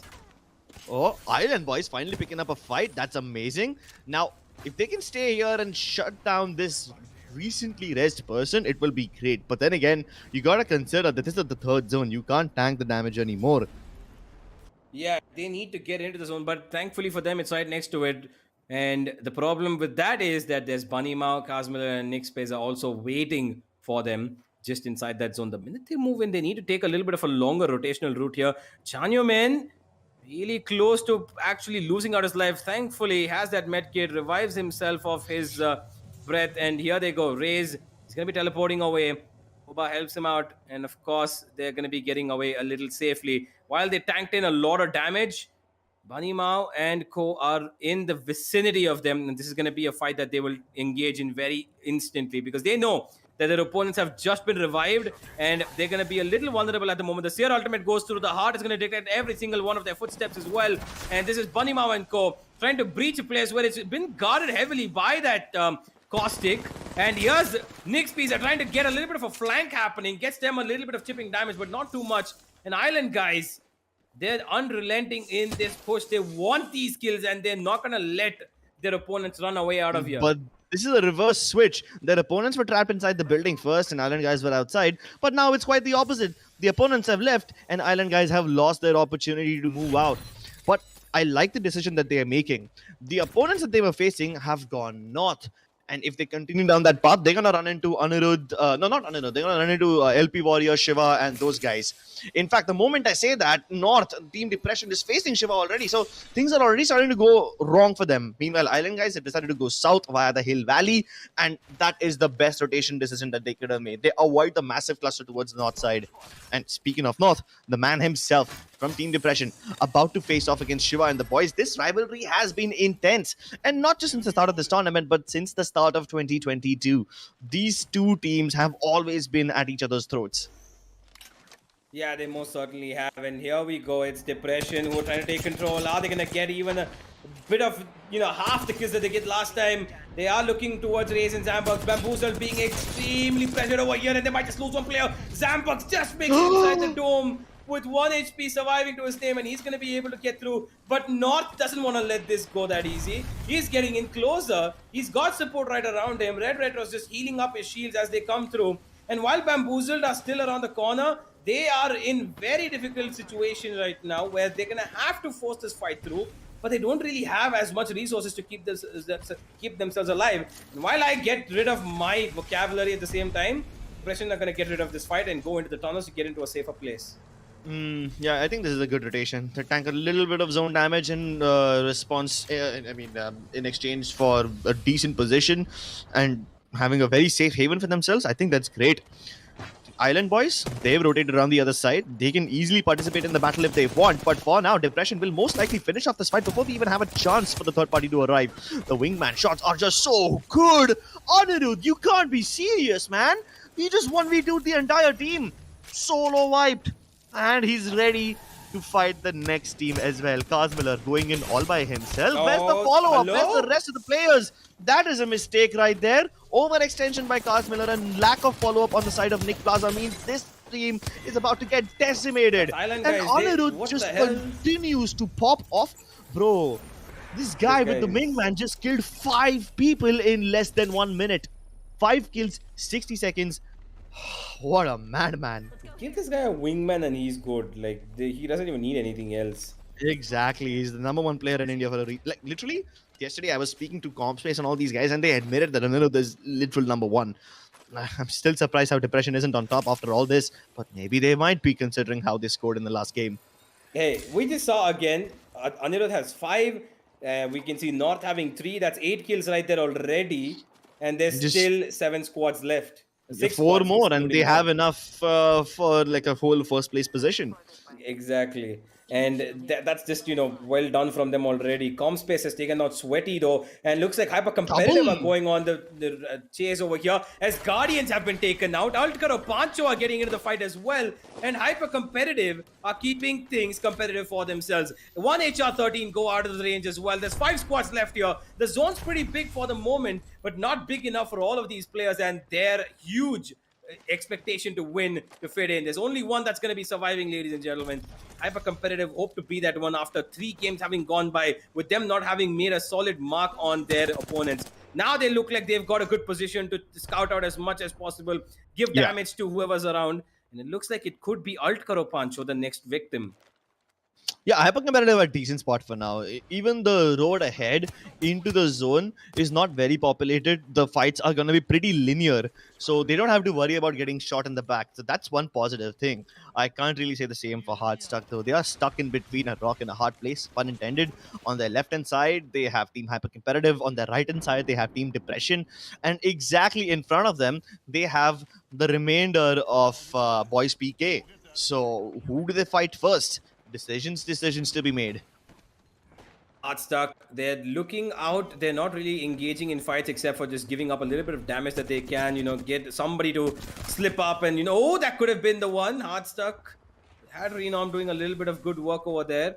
But nobody's actually challenging Hardstuck, and that's what I'm actually surprised about because he's standing on top of a roof and just spraying down people like it's nothing. He's got his teammates as well. Finally, somebody decides to get a little bit of fire going towards them. But this is a 1v1. This is the 1v3v3. Hardstick have all three, Depression have all three, and somehow Belkun survives all that. He was getting full push by Hyper Competitive, but two of the members of Hyper Competitive were knocked out by Hardstuck, and then Belkun manages to survive all this one. So all he needs to do is just keep himself alive. Because he's the rat, he needs to wait for Depression and Hardstuck to fight it out with each other. Retro trying to take the jump tower and hoping to get on top of that height. Oh no, it wasn't even a jump tower. He just literally just climbed up. Yeah, Hardstuck are trying to hold on to this compound. They're keeping an eye out on Belkun as well, but he's slowly getting out of his hidey hole and getting to maybe third party these people. There's only a couple of them left. These two, the minute they start fighting against each other is when Belkun could have a good chance of maybe somehow securing this round. But Depression's height aggression is what might get them the victory here. Red Retro, he's known for these, acute positions that he somehow manages to get for himself, and North as well. These guys have got the entire map under their control at the moment. The entire zone is theirs for the taking because they have crippled the side of Suraj Paradise and Co. inside that little hidey hole, and Belkun is just not going to fight until he finds an opportunistic moment. So Depression, right now, on the very top of things, as we can see from Red Retro as well. Yep. And this is going to be a very slow fight, if I'm not wrong. This will probably drag on until the next whole zone. And they're just going to wait for the mistake, praying on them to break. Can they find this opportunity or create one if needed? Speaking of opportunities, look at the right-hand side flank coming in from Belkun. He's gotten out of his house and he's trying to move closer into the zone. Got only one rock for cover. Meanwhile, Neon, he's trying to climb above the building that he's in and hoping to get a knock. Unfortunately, it's just going to boil down to chip damage. Yeah, and now Belkun's really close to, his opponent's White Death is right next to him. They're trying to throw in as much grenades as possible to keep Depression busy. But these guys have got the most, amazing position right now that they could have hoped for. The entire ridge to play against. They don't have anything to worry about. If they want defensive qualities, there's a huge rock right there. Hide behind it. And while I like to think of it, okay, Depression, looks like they want to make a movement. They're going in for this. They want the kill switch to come in through over here. And Belkun is just hiding on while these two teams fight. It's going to be Depression to take another win here. It seems like they don't care about the caustic. They don't care about anything at the moment. Here goes North, and he might be going down by 1 HP. But just before he does, he's going to take out a enemy with him. It's going to be White Dead, and Belkun's still surviving though. He's right on the outside, and now it's just Depression against Belkun. 2 versus 1. No. And they're getting a lot of damage. There comes the grenades. Is Belkun actually going to win this on the back of grenades? He might just be able to. He's knocked out Red Retro. It's a 1v1. Belkun versus Anirudh. But there's a lot of armor swaps available for Anirudh in case things go wrong. And Belkun is able to get a shield battery off in the nick of time. Tap striping behind him. But the wingman shots are on point. Anirudh, so precise, man. This man is unstoppable. 2 wins back to back. They might as well rename their team from Depression to Joy right now because they might just have won the whole tournament already. Again, Anirudh with 7 kills. I think North had about 5 or 6. Look at Red Retro's animation. Look at Red Retro's animation. It's the he's just enjoying the barbecue right now. Barbecue from the jetpack. That's exactly how Red Retro died. He got barbecued to death. So might as well relive the irony. Oh, absolutely. Might as well just relive those moments. But of course, right now, you know what? We're going to head on to the break first and then we'll start dissecting the match because it's not fun breaking down a bit and then taking a break and then coming back. But you know what, ladies and gentlemen? We'll take a quick breather. Do not go anywhere because we will be right back with a lot more action on the other side.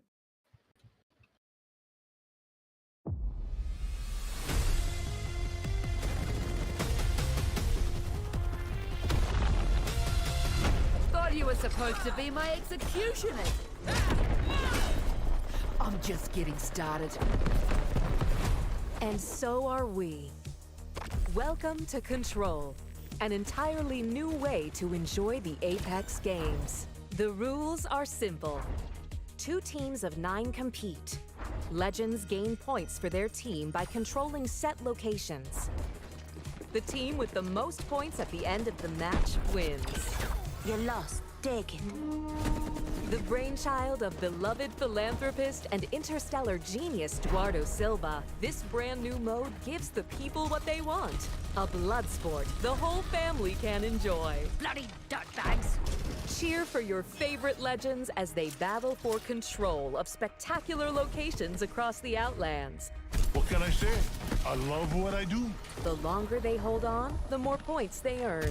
You better run from Gibraltar. Righto. Why should death be the end of the road?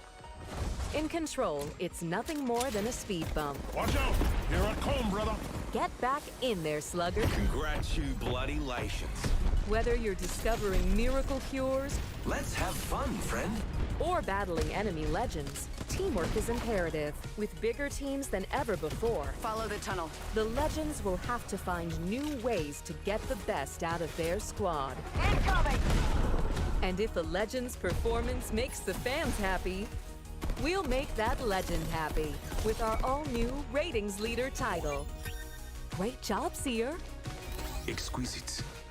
Tune in this season to find out who will take control. Victory is assured. And now, let's extend a hearty welcome to your new legend. I'm no legend. I'm a bloody warlord. After a speedy and fair trial, war criminal Mad Maggie has been humanely sentenced to die in the Apex games. But Maggie is no easy prey. What she lacks in empathy and basic human decency, she makes up for in stubbornness and raw ferocity. Who wants to die first? And while her impotent rage is merely delaying the inevitable, it's sure to keep us all entertained. I'll huff and I'll puff and I'll execute the whole bloody lot of you.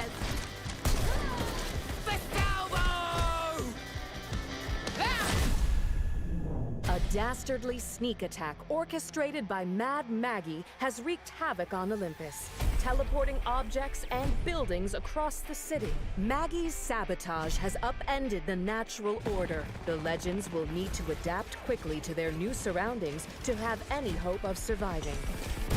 Of course, there's more to life than just survival. I know what I like, and I know how to get it. That's why our legends are able to express themselves to their heart's content. This outfit could use some high-caliber accessories. Thanks to bold new leadership, the Apex games are going to be more exciting than ever. We guarantee madness will take control.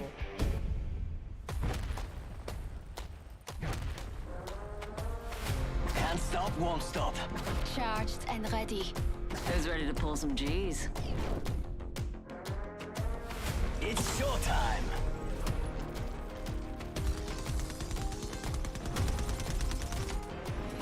Fly. Fight. Win. Marvelous. What can I say? I'm here to break the game. Here comes a little old school. The hunt begins. This mask has seen life through death. With each victory, I rise to a new army. And with that, blessed is your departure. For Alter.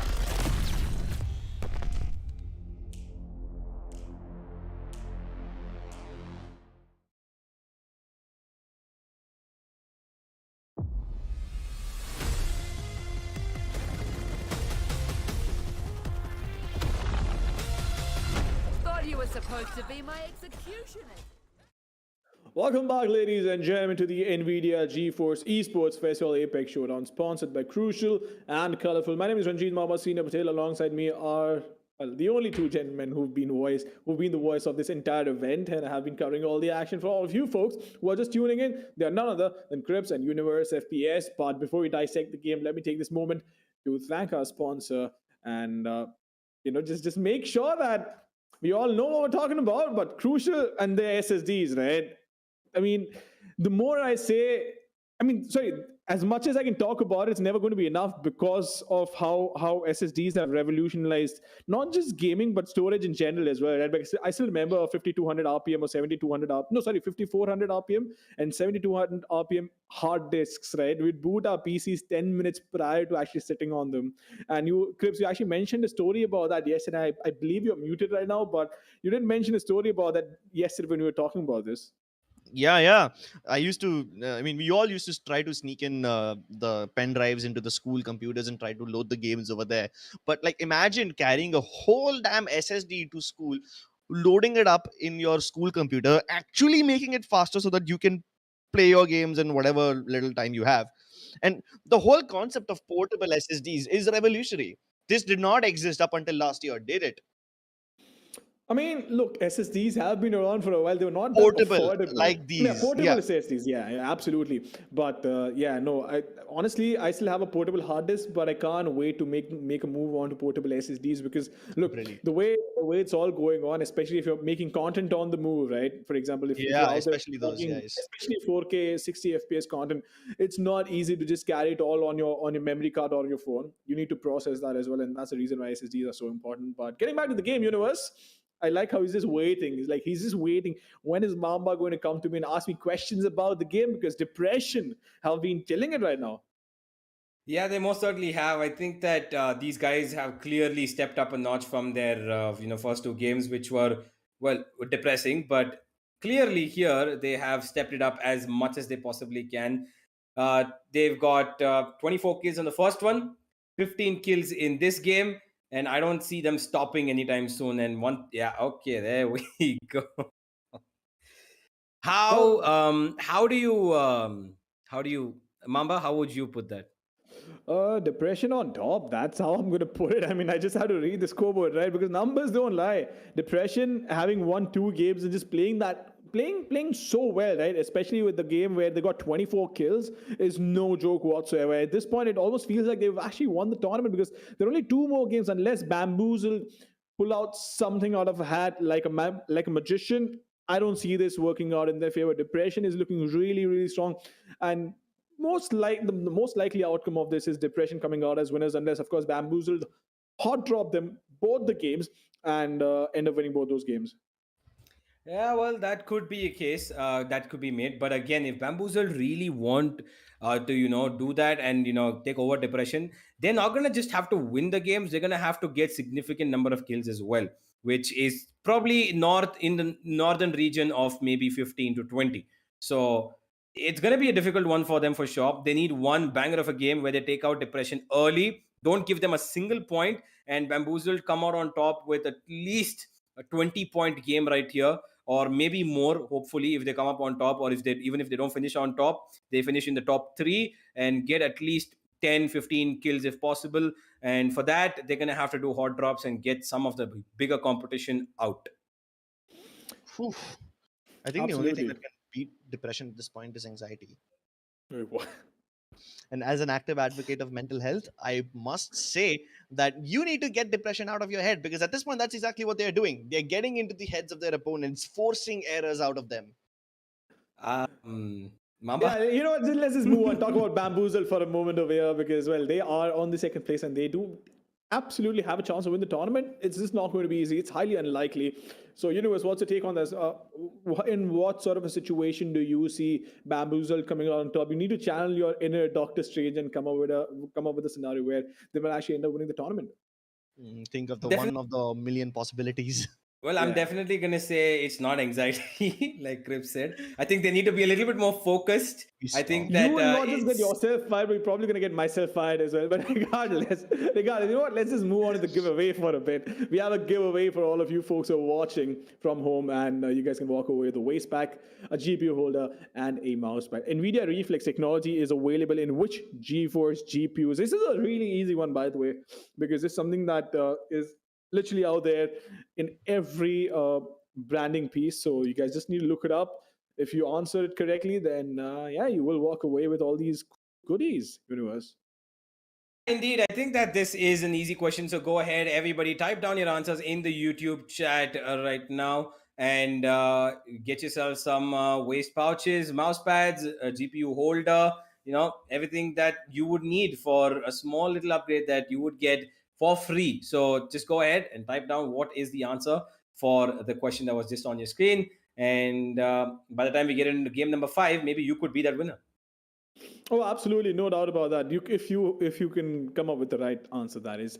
Yeah. I just wish that us casters had privileges where we would not have to worry about the giveaways as much. We would walk away with cool goodies. I mean, as a matter of fact, I do remember walking away with this really cool bottle that somebody gifted me. It has my name on it, so I just had to flex that out there because who doesn't I like the have a name on? cap with my name on it, but it's not around, so I can't show it. So Yeah, Crips. Yeah, no. That way I have a card with my name engraved on it, but no, it's a joke. But moving on, Universe at this point is just probably losing. It's like, you know what? I did not sign up for this. Both you, Mamba and Crips, you guys need to stop it. I want to talk about Apex, and that's what I'm here for. But yeah, we're going to talk about Apex. Universe, starting with you. What, do you think Bamboozle can actually overcome depression over here? I think they. I if they think pick a they. Mirage, then yeah. If a Mirage, yeah, okay. Let's move on to, you know what? Why don't we just change the name of the game then? You want to pick up Mirage? Okay, let's have a composition of Mirage, Lifeline, and Watson, shall Rampart. we? Oh yeah. Oh, Okay, what's an Rampart. even better? Yeah. The most useless Let's competitive go with mode. that. And Crips is going to be probably the happiest guy on planet. I'm not quite sure if Bamboozled are going to be able to overcome this huge gap of almost 35 points that's between them and the team of Depression, because while you must need at least a game where you can score 25 points, and you need to do it twice, because Depression is not going to give up that easy. They're going to try and keep themselves as active as possible across the entire map. They're going to try and keep themselves heavy on the scorecard as well.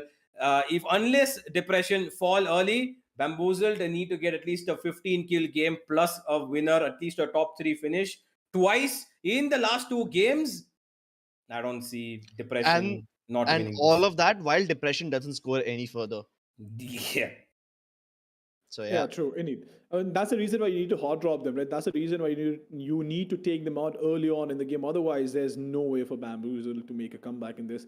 But you never know, right? It's never over until the fat lady sings, and we still have 2 more games to go. So there is a possibility. It reminds me of this meme, right? So you're saying there's a chance. Sure, there is a chance mathematically, but it's not going to happen. I really don't see it happening. But for all the viewers who are sitting out there and watching us, do let us know who your favorite teams are. We'll try and maybe rewind and read the chat, because usually when we're casting, we don't have the chat open. But hopefully the teams that you're supporting are out there and are living up to your expectations. If not, then there's always a next time. But to all the players, right? It's been a wonderful tournament if you think about it, because to get all these players together, I believe there were 60 teams divided into 6 groups, right? Yep. So having 60 teams is not easy. That's 180 players, and the Apex community in India was not that big, right? Especially with the tournaments happening as well. There have been tournaments in the past, no doubt about that. But it's just great to see everybody just coming together and having fun. Of course, while there is a formal tournament happening with the prize pool, but at the end of the day, it's just about the joy of competing, isn't it? Isn't it, Crips? yeah, the joy of competing does irk most of the people to continue playing Apex. I mean, that's just how the game is. Once you get a hang of it, once you become good at the game, this game is so damn addictive. And that's exactly why this community, even though it's not like one of the biggest communities out there, it's the most loyal community out there, and they'll always participate in the tournaments. And i, I mean, at this point, these guys are so nice that I am friends with almost half the people in the lobby right now. And that's just how good the community is. That's just how supportive they are of each other. And sure, the competition brings out that side of them, the aggressive, ruthless side of them. But outside of the competition, these guys are great friends with each other, and they play against each other, with each other so many times. That's why you see the rivalry storylines are also building up pretty well, right? People like Anirudh, North, these guys play with other people from Shiva's team, from Comp's team, and they all play against and with each other. And that's probably why they know each other's playstyles also so well. And that's why you'll see like these 3, 4 teams are always there at the top, at least in terms of kills. But then again, there have been some underdogs who've been defying the meta, who've been going for risky legend picks, going for weird rotations, and they are also trying to make their mark into the top 5. Oh, yeah, absolutely. But you know what? Well, game number 5 is going to be underway in just a bit. Let's hop into the lobby and see what they have in store for us. Universe, I'm sure you're excited. Your face absolutely is dripping with excitement, I'm pretty sure. Well, but Crips, I'm not sure if you'd agree with that one, but regardless, you know what? Go break a leg and have fun with this one. I Correction, ladies and gentlemen, I said that Zami was replacing someone in Bot 101 in the previous game. My bad. He's actually replacing somebody in Crew Dragon, a team that hasn't really showed up until now. Even Zami's presence doesn't make a difference in their performance, but I hope in the last 2 games he can show up. But obviously, our eyes are going to be on Team Depression, right? Anirudh North and his boys, they are just unstoppable right now. Even Retro, for that matter, nothing is seeming to bother them.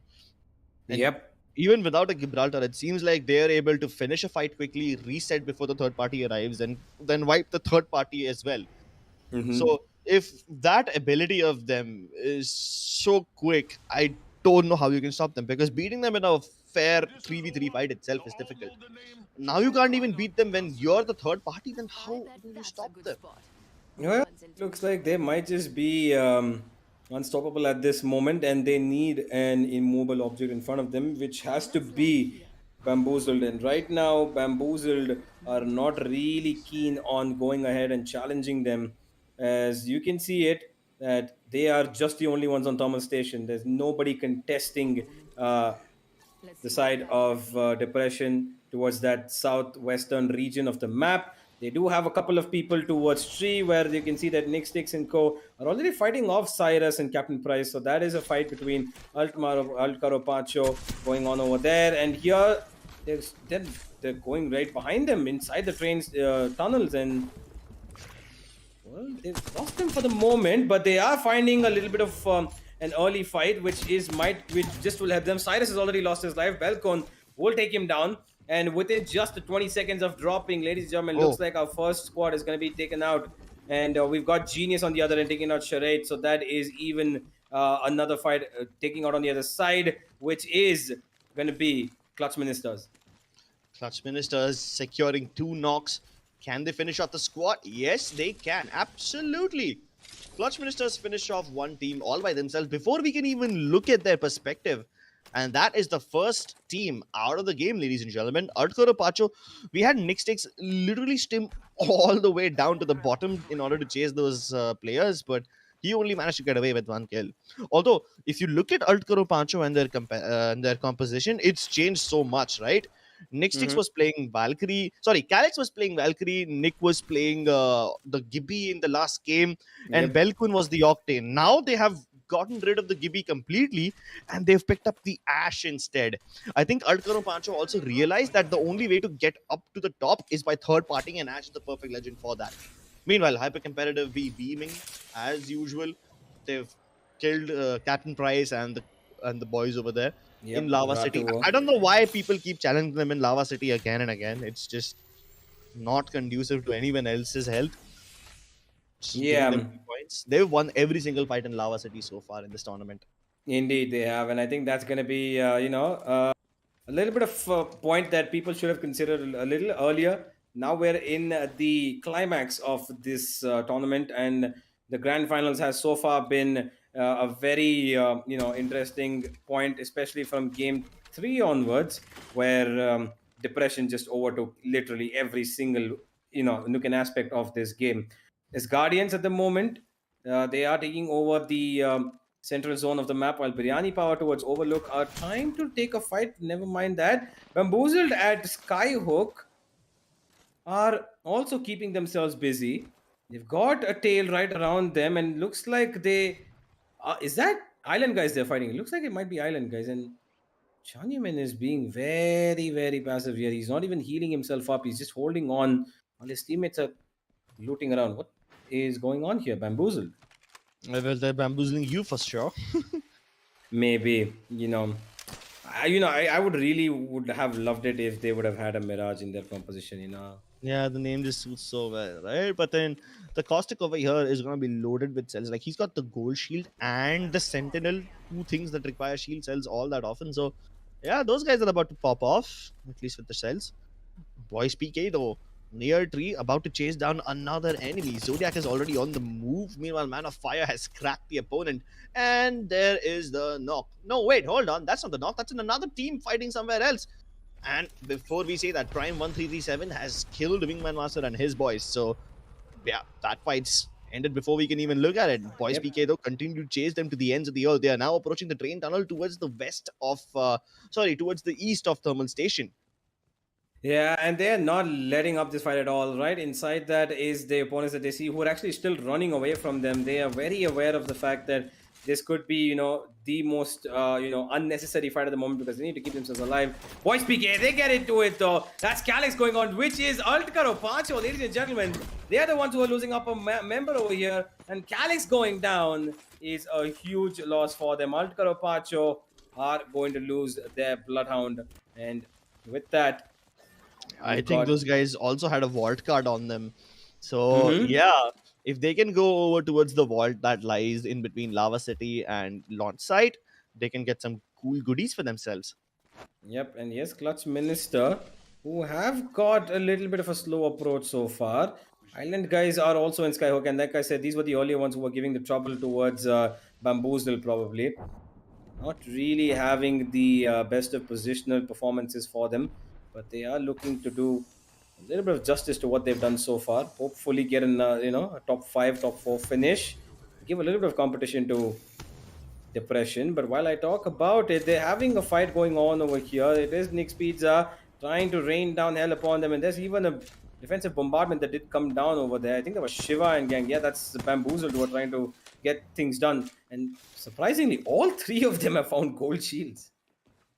Oh, the gold squad, ladies and gentlemen. I hope they stock up on their shield cells. Too bad you can't craft shield cells. You can only craft bats. Yeah, I mean, it's still good enough though. Like, the advantage with the gold shields is that, recovers twice as more than the normal. And I think, you could... Meanwhile, we have, I'm sorry to cut you off over there, but Apathy just knocked down 2 players. And I think that's going to be as Guardians about to finish off their enemies. Yeah, while we talk about it, Man of Fire has gone down, and that's actually Clutch Ministers. Edith from Clutch Ministers has taken down one of the members of, which I believe to be Boys PK. And here's Bamboozled, who already lost one of their players, and they're taking in heavy fights here. Chanyaman runs away from the place already, and Zamburg's slowly making his way off. They're far away from the zone at the moment. It's a very southern zone, and while it's still the first circle, and they might have, they're going to have the balloon over the secret balloon place that they're around. They will be able to get back into the zone here. And while I talk about it, as Guardians have been defeated over there by the side of Clutch Minister scripts, this is some good progress that they are making, but it's still far off from where they want to be at the moment. They've already lost Flexi, and they will most likely go for the revive over here on this little platform. Wait, they're not? They're not. There's a respawn beacon right there. They're not resing him. Fine. I mean, they might try to res him out. Inside the zone. Yeah, maybe. But then it's the first zone. They can tank the damage, and they all have gold shields, so they can exchange and heal up using syringes. I don't know where else they'll get a chance to revive their teammates. Well, it looks like they might go towards Fragment, where there's a small little one waiting. I think on the construction building. Yeah, they can do that as well. Yeah, they've got a chance over there. Or else, if they want to go somewhere else, it's up to them whether they want to go early to the zone. While I talk about it, Crew Dragon have taken out Pingu and Co. That's Biryani Power going down right near the villages. And this is going to be Crew Dragon's first actual proper appearance so far that we've seen in terms of, getting things done. Yeah, and addition of Zami certainly seems to be helping them, but they need to reset quickly. They are in one of the most dangerous areas towards the fragment village, and they have a long way to go into the next zone. It's gonna start to hurt quite a lot, and having to cross fragment in order to do that, it's a very intimidating affair. Even though you have a Valkyrie on your team, it can still be dangerous because the moment you land, there's gonna be teams on the other side. Meanwhile, here goes Clutch Ministers. They are fighting in this compound on the southern side of Thermal Station. They have spotted Chigga and the boys, but what they don't know is that there's another team already inside. So they fight some other team and they move into another one. And this is going to be a very tricky affair. Clutch Ministers need to finish this fight quickly. Otherwise, Chigga and the boys can easily come in and third party them. Luckily, Clutch Ministers have the better shields. Purples and reds versus whites and blues. So they already have the upper hand. But they haven't been able to find the opportunity. They haven't been able to get the knocks. So the element of surprise is lost. Do they continue pushing in even after the element of surprise is lost? Because if they do so, they will be backstabbed by Hyper Competitive, who have now entered the Shepherd's Pass and lie on the ground above them. Yeah, Clutch Minister for the moment are keeping things a little humble. They're holding on. They know that there's a team right in that house, and that is Boys PK. And they've got the tail coming in. They've spotted them out as well. Kasney is keeping an eye out for them, but Hyper Competitive looks like they want to just get into this fight. And there's the detection that comes through from the other side. Zodiac and Co. These are three teams that are heavy favorites, have been heavy favorites, but are in a triangular zone right now where they could prove to be the death of each other. Really interested to know who's going to come out on top. For the moment, Hyper Competitive are keeping things in their hands, given that they have positions of both these teams and they've got both of them, just about in a 90-degree vicinity of their field of view. So, yeah. I think they have information on all three teams, not just the both of them, which is good, right? The more information you have, the better it is for you. But what they don't realize is, now they get information on the fourth team. They got hit by a charge rifle on top of the thermal station tower. And they're like, yeah, that team can't do anything to us anyway. We have information on 4 teams. Let's just guard our backs in case somebody decides to rotate in via this location, which is already a pretty choky place. And there are definitely going to be teams coming in from here. So yeah, Hyper Competitive find a little niche for themselves. Boys PK though have entered a little bit of a stalemate. Yeah, they can't really get out of there given the stature of their shields and weaponry. And look at Depression. They're just sitting inside Thermal Station and they're just firing shots for free. Yeah, that was the team at the top of Thermal Station in the tower. The team that Hyper Competitive was able to spot at the last moment. But am I seeing this right? Has Anirudh disconnected? Yeah, I think he has. I think that's what we spotted. But while we talk about that, here's Raven Raiders taking a fight against Bamboozled again, who have been under constant pressure from the beginning of the, this map. And now they're going in for a fight over here. Zambak's trying to keep himself alive. LP Warrior goes down. I think this is going to be the end of Raven Raiders here. And yes, it is. It is going to be the side of Bamboozled to still stay alive, keep themselves relevant. And while Raze has been revived, Chen Yamen is still waiting for it. Zambak's just going to be healing himself, and there he goes to get his teammate back on his feet. Oh, Hyper Competitive. They've dropped down from the Shepherd's Pass, and they're getting pressured by a Crypto squad. Oh my god, this is disastrous. Comspace can't get back in time. He's going to be thirsted. The Gibby ultimate on top of them forces them to go back inside, making them relinquish the advantage that they once had and relinquish the position as well. Oh my god, this is the double loss. Unfortunate decision that they had to make to push in. And here's Boys PK though, who've been taken away from Clutch Ministers. And it's only Toby left. And while 2 of his teammates are down, he's being pressured by 1, by 2, and he's gone down to less than half HP. They might as well just give it up over here. Throws down a grenade, which could have been his own death. Somehow survives it. He was just throwing it down so that they don't push his dome. But forget about pushing the dome. They're thirsting his teammates and making sure that the armor swaps are available for everyone. But they better finish this fight quickly because a 5th party has arrived on scene. It's, I think those guys are the champion squad of the first game. I'm not really sure. But hey, Chigalicious is still safe and he's changed his position. He was a little closer towards the donut building. Now he's over here. Meanwhile, Devanshu and Black, the remaining members of Team Hyper Competitive, have just managed to revive Compspace. But the moment he drops, there's going to be 2 teams waiting for him to intercept. Yeah, in the midst of all of that, there's a crypto drone flying around. And Forget about the crypto drone, man. Forget about the crypto drone. That's not even a concern at this point. Both those teams keeping each other in check might just give ComSpace the lifeline he needs, because none of them can push ComSpace now. Yeah, he's weak and they would want to push, but since there's two teams instead of just one, he's going to be safe. This is the first time in the history of Apex where having more opponents near you becomes your advantage. And look at this. Chickalicious is about to get pushed by another team. It's LFT Genius who's in trouble right now, waiting at the bottom floor. The Gibby Dome forced out, and inside this house, there is nothing but pandemonium. Almost everybody is cracked. Meanwhile, Slick Sayan, he sees all of this happening. Even Clutch Ministers are in the vicinity. They recognize it as a massive third-party potential over here. A great opportunity, but will they capitalize on it? They have spotted Slick Sayan, who's currently overextending. I hope he doesn't get shot down. There's already thermites being tossed in his general direction. Powerpuff Girls might not be able to walk away from this one, but Clutch Ministers are sending it a bit too early, and now they're paying the price for it. Sneeze and Edith have already gone down. They had a perfect chance to go for the res, but luckily for them, Scorpion has a gold bag. That means everyone who gets back up on their feet will be fight ready right at the start. And Heartstuck, as the name suggests, are literally stuck in a corner. There you go. Clutch Ministers put them out of their misery. Indeed. And on the other side of things, we've got even Boys PK who are still holding on.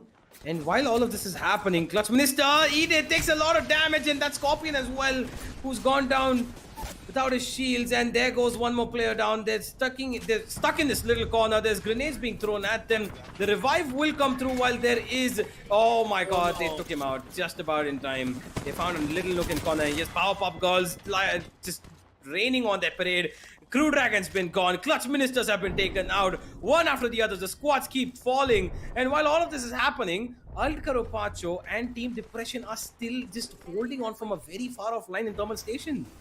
Well, that is amazing. Depression now decide to leave their thermal station high ground and full send it in towards the southern compound. That's great. As long as they can win this fight, they're going to be the sole survivors of the southern side. Only team who can challenge them is Pop-Up Girls, but I don't think they're going to let them be relevant at all. The Valkyrie gets completely shut down, but one clip still relevant. Somehow finding himself at 1 HP.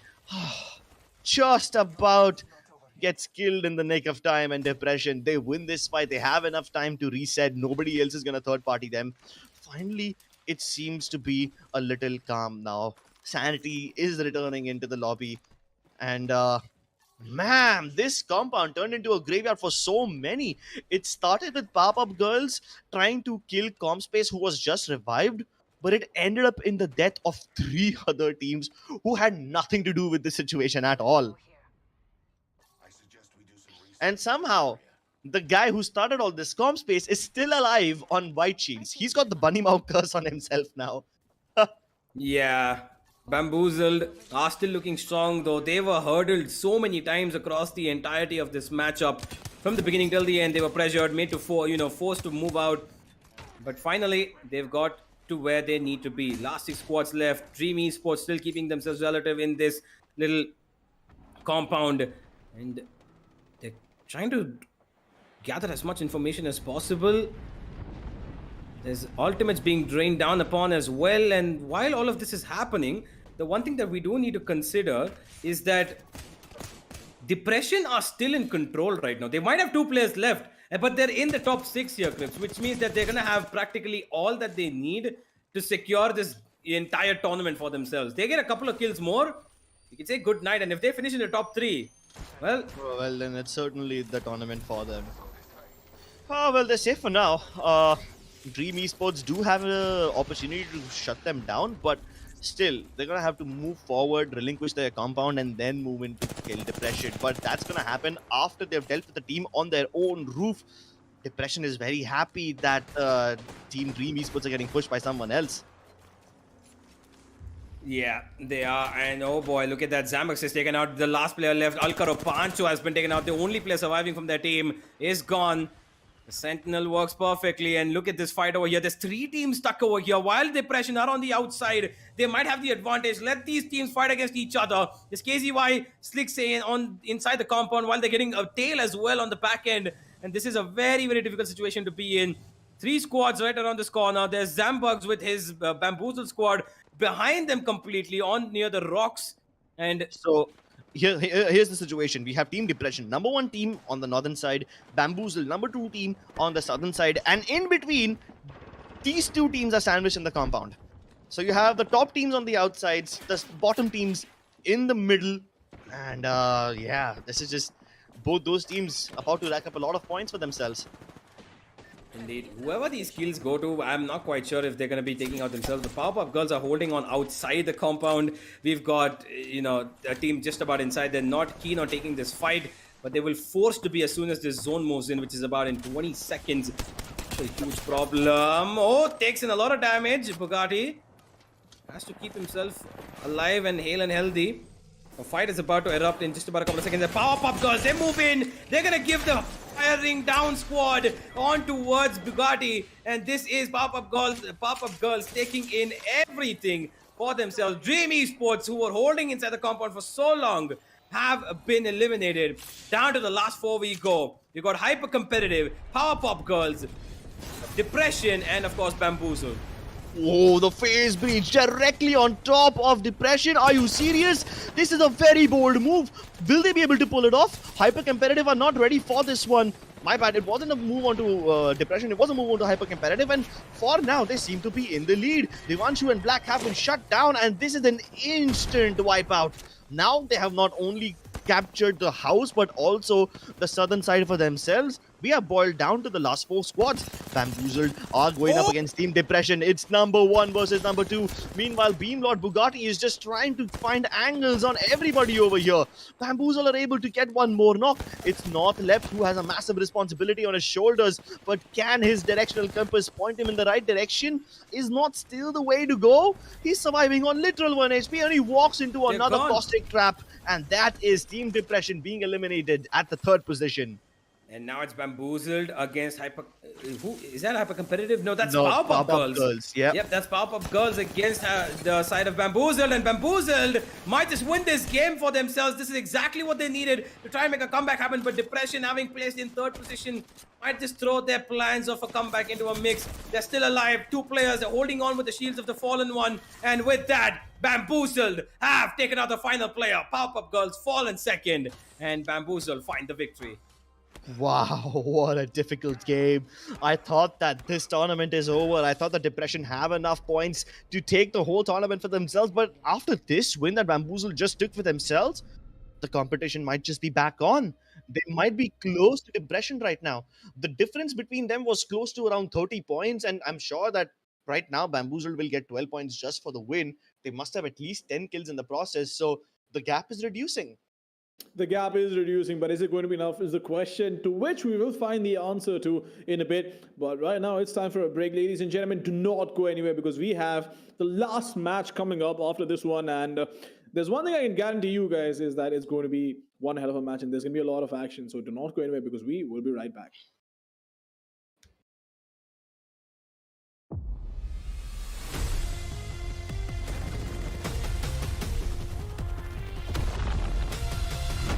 You were supposed to be my executioner.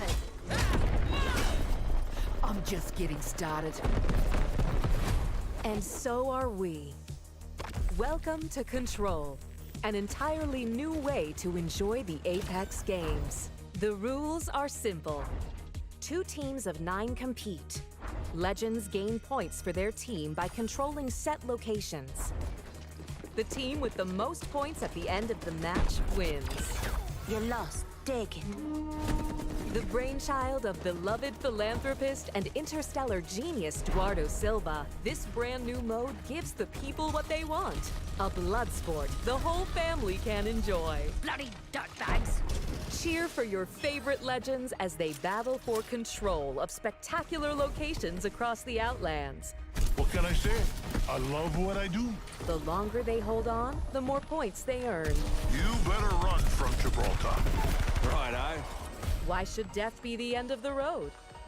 In Control, it's nothing more than a speed bump. Watch out! Here I come, brother. Get back in there, slugger. Congratulations. Whether you're discovering miracle cures, Let's have fun, friend. or battling enemy legends, teamwork is imperative. With bigger teams than ever before, Follow the tunnel. the legends will have to find new ways to get the best out of their squad. Incoming!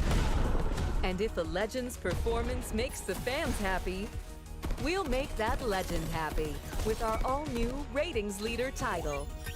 Great job, Seer. Exquisite.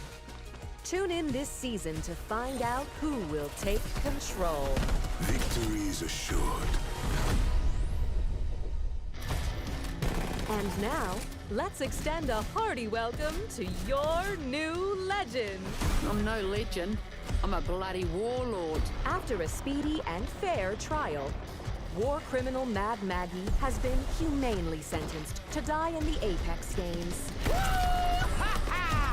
But Maggie is no easy prey. What she lacks in empathy and basic human decency, she makes up for in stubbornness and raw ferocity. Who wants to die first? And while her impotent rage is merely delaying the inevitable, it's sure to keep us all entertained. Half and I'll pop and I'll execute the whole bloody lot of you. Festalbo! Ah!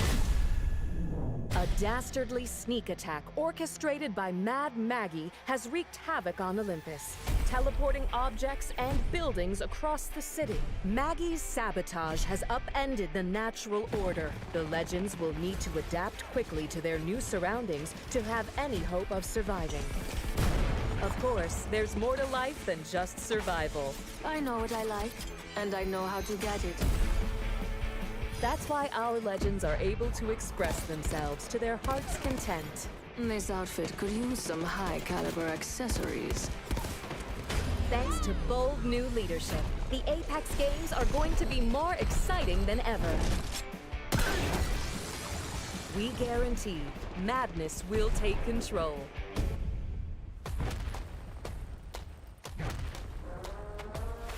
Can't stop, won't stop. Charged and ready. Who's ready to pull some G's?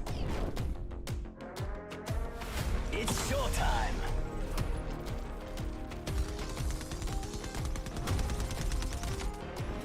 Fly. Fight. Win. Marvelous. What can I say? I'm here to break the game. Here comes a little old school. The hunt begins. This mask has seen life through death. With each victory, I rise to a new army. And with that, blessed is your departure. For Arthur.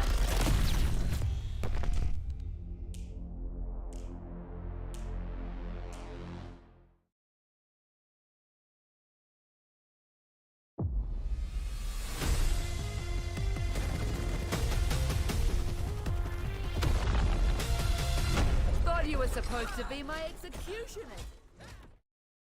Welcome back, ladies and gentlemen, to the NVIDIA GeForce Esports Festival Apex Showdown, sponsored by Crucial and Colorful. I'm Mamba Senior, alongside me is Crips and Universe. For all of you guys who are tuning in right now, we're done with 5 matches for the day. It all comes down to this moment, this match for all the teams in the tournament to have their final standing. Of course, the battle for the title is still on between 2 teams, that is Depression and Bamboozle, and these 2 teams are battling it out. The question over here is, can Bamboozle pull out a performance, once in a lifetime performance, at the same time take down Depression early on in the game? If they can manage to do so, it is going to be one hell of a comeback. It's possible, not very likely. Crips, Universe, I want to know your take on this. There's a gap of 21 points in between Team Depression and Bamboozled. Now, while that is quite a big number and it's difficult to cover a gap like this in just one game, it can be possible if Team Depression get eliminated outside the top 10. Mm-hmm. Yeah, that is true. I think that if Team Depression have one bad game and Bamboozle are able to secure another victory here, I think that they should be able to catch up to that point gap, that's currently established. Because right now, Depression are clearly on top, even though this game did not go in their favor. They finished in top 3 and got a couple of kills on the back of it as well. So they've had a huge jump even after, not winning this game. So Bamboozled are the ones who's got the work to do. This is going to be a very, very difficult situation for them to make up another couple of 20 odd points to even come close to where Depression are, and having to stop them from actually doing something. So, Depression, the game is theirs to lose. As long as they keep themselves alive, they're good to go to win this one. Well, it goes on for a lot of things. As long as you're alive and kicking, and make sure you're moving towards the target, right? And you get the basics right, obviously. But it's easier said than done. Let's be honest. It's much easier said than done, and you have to go out and grab those points. But I think the pressure is definitely on Bamboozle and not Depression, because even if Depression does not take any fights and even if they just wait it out and get in the top 3, it's practically a guaranteed title for them, because covering up all those points and making sure that Depression does not score points is upon Bamboozle, right? So I think my focus is definitely going to be on Bamboozle instead of Depression, because look, for them it's all about survival. Make sure you get in the top 5 or the top 3, and the title is pretty much guaranteed to you, and they will walk away with a lion share of 1.5 lakh rupees. But Crips, how happy are you? I know you're really passionate about Apex Legends, right? This, and you've been a part of the community for a really long time. How happy are you seeing this tournament taking place along with this massive prize pool? Your mic is muted, Crips, by the way. That's all right. Happens to the best of us. Yeah. I'm incredibly happy that this tournament is taking place, and I would really like to thank NVIDIA and Crucial for taking the initiative to give this beautiful game a chance, giving all these players a chance to showcase their skills, and for developing and furthering the esports scene in the country. Crucial have some of the best SSDs in the world, and now they've come up with the portable SSDs as well. How much ever I say about these SSDs, it's less. It's not gonna be enough. It won't do justice to the quality. The points that Depression have. No. The storage that these SSDs have, Oh yeah, massive definitely. SSDs. And I still remember, back in the day, I still have a pen drive, by the way, which I bought, I believe, in 2007 or 8. It's probably not in 2007. I think maybe a little later, right? It's like a 2 GB pen drive. Yeah, 2 GB pen drive. That's it. My hard disk was 80 gigs, and now seeing all these SSDs, portable SSDs on top of it, being 1 terabyte, 2 terabytes, even 4 terabytes at some point, is just insane for me. And for anybody who works with a lot of data, which I do believe you work a lot with as well, because you do cover a lot of LAN events that happen, right, Crips? Along with working on them at the same time, I'm pretty sure it's a boon for a lot of videographers and photographers, apart from gamers as well. Yeah, all the content creators, everyone who aspires to be in esports is gonna need one of these SSDs at one point or the other. And I'm glad that Crucial is not only making such amazing products, but also sponsoring such amazing tournaments that give these gamers a chance to showcase their skills. And even NVIDIA, for that matter, always the pioneers in the innovation of graphic cards technology. And now they've tied up with Kryptonite Computers as well to give the people what they need, a hassle-free custom-built PC which is ready for them. I mean, a lot of you guys must have heard that whenever you're building your first PC, always have it built custom, never buy pre-made. Well, Kryptonite is here to shatter those myths, and they are here to debunk those beliefs. Oh, absolutely. And they have this thing called GeForce Esports PCs, right? Which are pre-assembled with keeping in mind the needs to be an esports athlete, to be a competitive player, right? And all of this is the best hardware coming together to make sure that you get that performance advantage, you get that performance boost where it's the most necessary, and you're not being held back because of your system. And you compare that, and you not just compare, right? You compare that to other PCs. Of course, it's definitely a day and night difference. The first time I played on 144 hertz as well, right? It was unbelievable to me. And then when 240 hertz came out, it sort of, the people started saying, you know what, it's not that massive of a difference, but trust me, it does make a difference. And then NVIDIA Reflex, on top of those 240 hertz, they reduce input lag up to 30%, which in my opinion, it's mind-boggling. Well, a lot of mind-boggling technology out there, which quite honestly will surprise you with its speed and its capacity. And NVIDIA and Crucial are at the forefront. They are spearheading the technological front of esports, and very soon they'll also be responsible for making the progress of the scene happen, because they are sponsoring such amazing tournaments. So kudos to them for doing this. Oh, absolutely. There's no doubt about that. But the universe coming to you, I know you've been left out of the conversation for the past 2 minutes or so. And if I leave you alone for 30 more seconds, you're probably going to doze off. But how's your experience been so far in this tournament? Well, it's been quite something.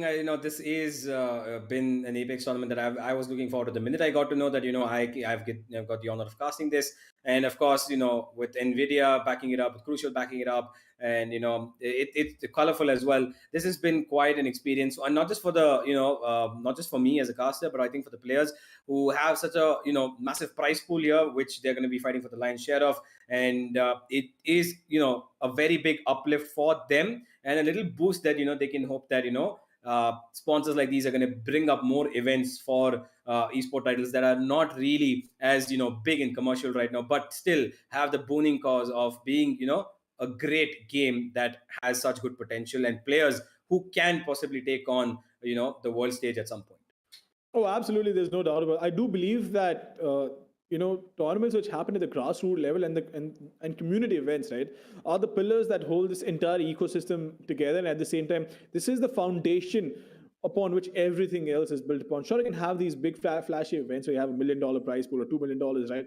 But at the end of the day, it's not just about that. It's also about being able to get more people in, like providing these opportunities. And that's the reason why I love all these tournaments that happen, especially at the community level. So wonderful event that's happening right now. But ladies and gentlemen, the last game of this tournament, the 18th match, which team is it going to be that is going to become the champion? Is it going to be Depression or is it going to be Bamboozle? We will find out in this game itself. Krebs Universe, take it away.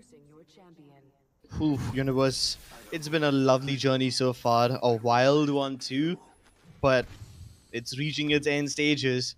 Last match of GeForce Esports Festival Apex Legends Tournament, ladies and gentlemen. We're gonna crown the winners in just about a matter of 20 minutes. Are you ready? Because these players certainly are. The dropship from Overlook to Lava Fissure bisects the map horizontally, making every area accessible except the areas towards the southernmost edge of the map. They'll probably have to, fly a little flatter in order to get there. But then again, you've noticed that a lot of teams drop towards the southern part of the map. Like, for example, Team Hyper Competitive almost always going towards Lava City. We have Team Depression almost always landing in Thermal Station. I want to see if someone hot drops them in Thermal Station and tries to eliminate them right at the start to upset them. Yeah, nobody's going there. You can see it. They are steering clear. While they do have Ultra of Pancho at the tree, nobody's going to touch them. Nobody's even going to come anywhere close to them. This, again, Depression, uncontested, going to allow them to take the time that they want, and you're going to be facing a problem. Hyper competitive, again, being, challenged here towards Lava City. And it seems like we've spoken about this about 3 to 4 times across the entire thing. Like, again and again, they've constantly won the fights over here. Let's see if they can continue that for the third or fourth time, whatever it is, because they're constantly being able to win the fights over here at Lava City and call themselves the king of the hill over here. And this time they've got Theos and Nomad, and there goes that Arcstar. Calls them up for a bit. And here's Black trying to keep them at bay. He does get a little bit of chip damage, not too much. Goes in for it. He's fighting alone though. Finally his teammates come in to try and help him out. The dome goes down. He's able to get himself a little bit of a revive and a shield swap. That's better though. Back up, they should be going for this fight. What really concerns me over here is that without the dome, if they get caught out in the open, it will be disastrous. But they don't get caught out in the open. We have Black who's trying to go for the other angle. Meanwhile, there's just one player left onto the other team, and that is going to be a Nomad and Cryptox. They've already been destroyed. Theos also finds himself 6 feet under. And there you go, the Battle of Lava City once again concluding pretty early. Yeah, and this is something I've noticed in the last game as well that happened now. Bot 101 was the first team to go and Ratu was the second one, and it's happened again. Same thing. And Origin 4 as well, once again an early elimination. Oh boy. A lot of these teams are finding themselves at the brutal end of a very aggressive lobby. Bro, it's been like 1 minute since the game started and 4 squads have already been eliminated. This is so much faster than the previous game.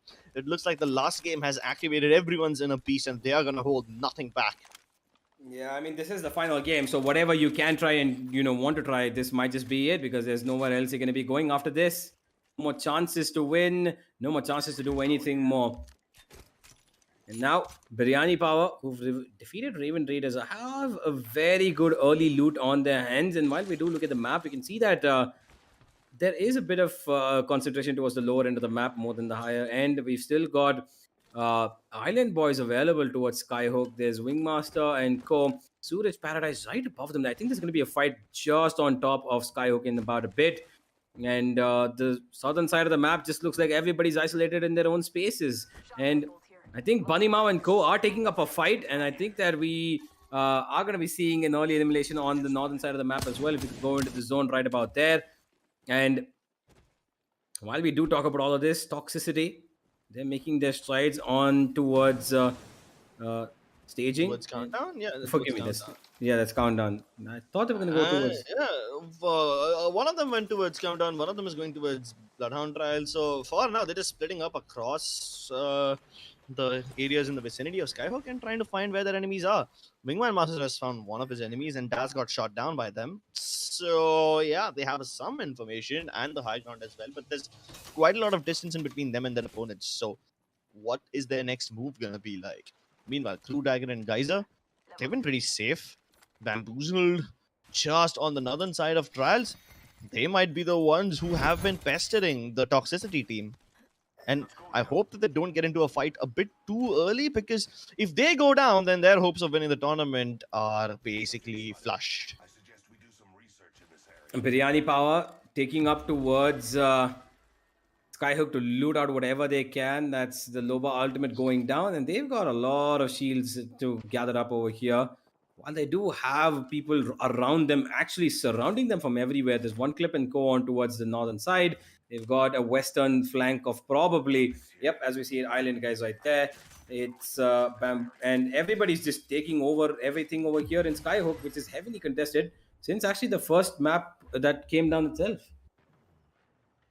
Well, I hope it's not going to be one of those Skyhook zones again, but by the looks of things, it might just be. Yeah, the zone is heavily favored towards the northern side again. And well, things are a little bit of a stalemate right now. We had early action coming in, but with 16 squads left, they've slowed down the action a bit, taking it a And little I'm easy. surprised that there's so many teams who are opting to go towards the western side of Bloodhound Trials and Lava Fisher. Oh, while I There's talk about it, barely anything over Clutch there. Minister have been eliminated, Crips. By And the that's champion also squad, by the Depression too. champion squad. Yes, exactly. So them getting kills like these just constantly keeps throwing them up and above onto the scoreboard. And I think they might be touching up 100 points if they keep on going at this. And it's not a weak team that they've defeated. Clutch Ministers, Team Depression, these guys have had a long-standing rivalry since like what, a year or two? And them killing them in the last game of the finals, it's just the cherry on top of the cake. Most certainly is. Powerpuff Girls, who finished up second in the last game, look to probably repeat that success and get as many points and jump up on the table by as many places as they can. Well, they did allow them in the last game. This time it looks like we are still having Alt Karo Pancho. Oh, another team that is supposed to be one of the favorites to go in, at least finish up in the top 5, have been eliminated by Sweaty & Co. And that is early eliminations coming across. It suddenly seems like the 6th game has given rise to the teams that have been in the lower half of the table, Crips. Exactly, and everyone just wants to fight right now. They're like, yeah, let's just get it over with. Especially the teams in the middle to the bottom segment, when they realize that they have nothing to lose. So they might as well just try to go ahead and grief someone else who has a good chance of winning. And one of those teams happens to be Heartstuck. Now, they're up against a pretty strong team themselves. Just Raged and one clip. These guys are demons at close range. Can they find a knock or maybe even any form of an advantage, even if it's not a knock, before they can full send it in? Because for now, this seems like a pointless poke battle with both the teams just running out of bullets and meds continuously. I don't know. The longer this fight drags on, the chances of them getting third party increase more and more, especially because this fight is happening in survey camp, right? I mean, they're close to the secret balloon tower. They're also close to fragment. Anything could go wrong, but still, the time just keeps on ticking, and they haven't been able to find a decisive knock yet. Meanwhile, on the other side of the map, KZY has just found a knock on Raze, and that's a pretty important fight too. But let's focus on this one first. If they are able to get a nice knock, they can full send it in, but Just Rage has just switched his compound, and now they see the third party approaching. Heartstuck realize that they cannot commit to this fight any longer. They must back off. But are they gonna back off? given the looks of things, they're just trying to get angles on Just Rage and his teammates. Yo, they might be losing one of their teammates. And yes, Suraj Paradise has gone down. Neom is just about a couple of seconds away from going down himself. Finally, White Death comes in to help out his teammate. And there is a grenade that's being thrown in. He does not have the shields to go in over here. And with that... Oh, my boy. And I've just witnessed something that I did not expect to happen. I think that we might have just decided this game over here, Crips. Bamboozled have been defeated. Well, some games just don't go their way, do they? Especially when they need them to. Really, Crew Dragon now find themselves at the perfect precipice of victory. They're going in, trying to finish off the last remaining member, Flip, who's just taken a nice little ultimate skyward dive, and he's moving ahead. And he's going to go ahead, try to get for placement points. Maybe he can get into the top 5 now that the second best team has been eliminated. Okay, Crew Dragon. They've at least managed to scare off one member, and they've eliminated 2 of them. And I'm not quite sure if he even has the banners available of his teammates, because now it's all about placement for him. And now that skyhook zone yet again. This time, it looks like it's going to be a little similar. Extreme northwestern zone over here, which not really something in our favor. If it ends up in trials, I'm going to be very mad. Oh my god, in trials, I've never even had an end zone in my pub games. So this is going to be completely new. This is a very rare zone. But hey, that's what the zone is going indeed. Not even Skyhook, this is literally trials and the area to the north of it. Barely anyone drops in trials and barely anyone goes to the northern side of it, which is literally like the edge of the map. So this is a completely new space. Meanwhile, Apathy Pie have already taken a decent position over here on top of this mountain, just underneath the bird beak.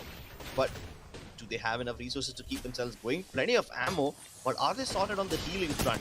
Since they have the best position in the game, they have a great chance of getting a lot of kills, but they also need ammo and resources to keep themselves going and sustained, because they're going to be fighting waves and waves of endless enemies, and one of them is going to be Red Retro from Depression, who literally just flew right past them.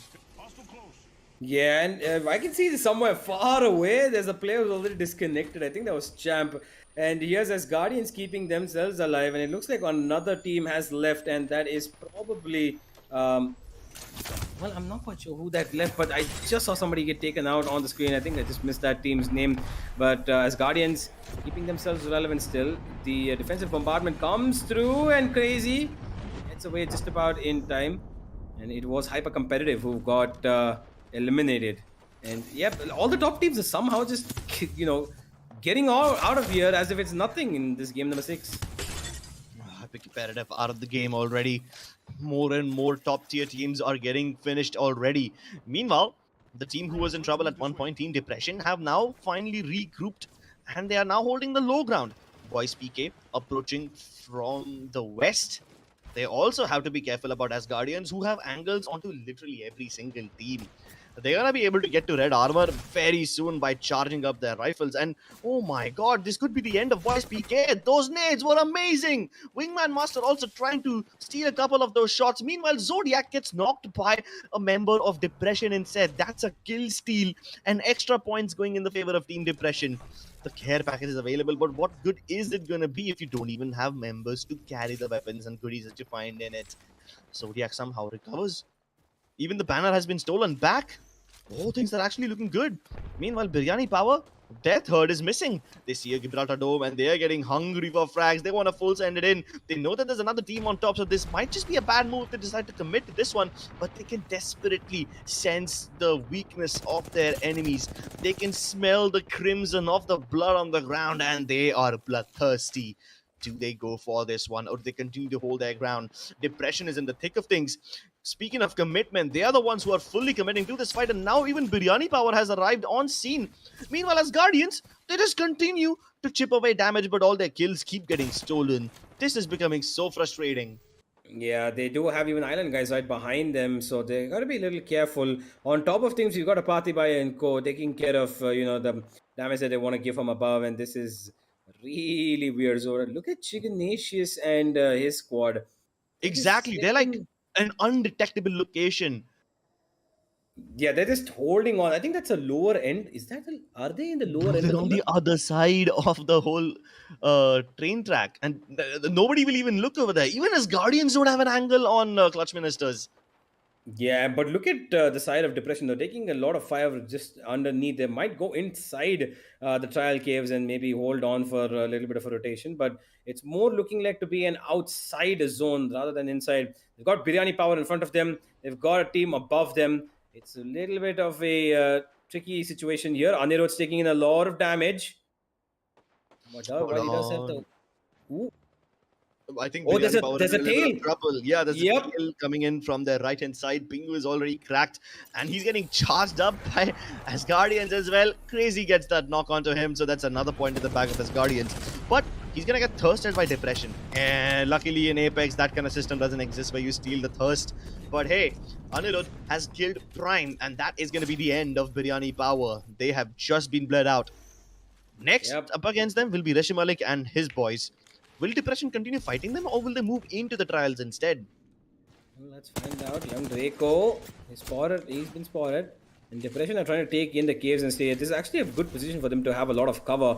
And if anybody has to fight them, they will have to drop down and they will probably be ready for this. And the zone is in their favor as well. They're pretty much in the centric circle right now. Door is shut. The only place that they can get challenged from right now, if they don't go outside the door, is the top. And Yep. obviously, as Guardians are not gonna drop from the top, so they're safe. Oh, okay. Then they're going for the tower instead. As Guardians have someone else in their crosses, so that's not even a problem. Meanwhile, Team Depression, they are trying to take a little high ground of their own inside the massive tower over there. From that place, they can get an angle on Clutch Ministers. Yeah, they most certainly can. On the other side, we've got Sammy, Beast, and Ronnie moving into the zone. And as Guardians have an eye on this as well, their high ground is absolutely amazing right now. They're making the best use of it, giving as much damage to anybody and everybody as possible. And nobody's even contesting them on top of here. Nobody even wants to go here. And while the zone slightly does tend towards a little bit more northwestern side, they have a huge chunk of land to still play with, a huge chunk of the bird that's over there still to climb upon and play with. And one clip, is he just hiding behind that little ridge and just keeping himself alive? Yeah, he escaped and he's now just trying to get the placement points. I suspect we will find something here. Okay. I'm very surprised that this team is actually not getting shot by Asgardians. They're like directly underneath them, so the verticality is kind of screwing them up over here. But they're in a relatively safe pocket, so I'm not concerned about Rishi Malik and the boys. I kind of want to look at Team Depression right now because they are actively engaging in fights and trying to deal more damage to people. Man of Fire and his boys are in a little bit of trouble. Will they be able to overcome this one? The zone's about to close in the next 30 seconds, and all of these teams have been displaced, which means they need to move further and further into Depression territory. Yeah, and they're holding down their tunnel there, so they've got a good swing of things over here to get some cover and play along with it. They need to be a little careful. They are moving in, and there's Depression right about the corner. They're holding on. They have gone on top of the tower actually. Forget the tunnel. They've actually gone on top of the tower, which is going to give them again a high ground that they will utilize pretty easily. They've got a team behind them, got a team in front of them. They don't care that they're out in the open, surrounded 360 degrees. They still take the fights.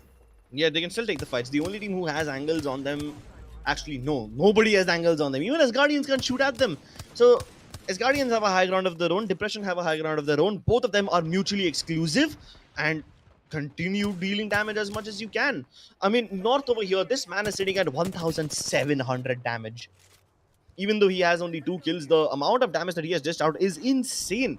I'm surprised they're not running out of ammo already. But here comes the defensive bombardments. Hold on, there's 2 defensive bombardments, which means both the Gibbies have used up their stuff, and now Depression is indeed in trouble because here they have Crew Dragon approaching them from the northern side of the bird building. Here we go. From the back lines, Man of Fire is trying to take pot shots onto Red Retro, but the portal that North has placed is actually pretty damn clutch. With this, they can keep Crew Dragon in check, and Zami knows these tricks. Zami knows for a fact that Anirudh is going to go for a flank once more. That's why he's trying to climb the rock. But first, the priority is going to be using the Gibby Bubble to reset and regroup. They took the Valkyrie ultimate, of course. They're going to get out of there, but there's still a lot of firing being done, and not just by one team.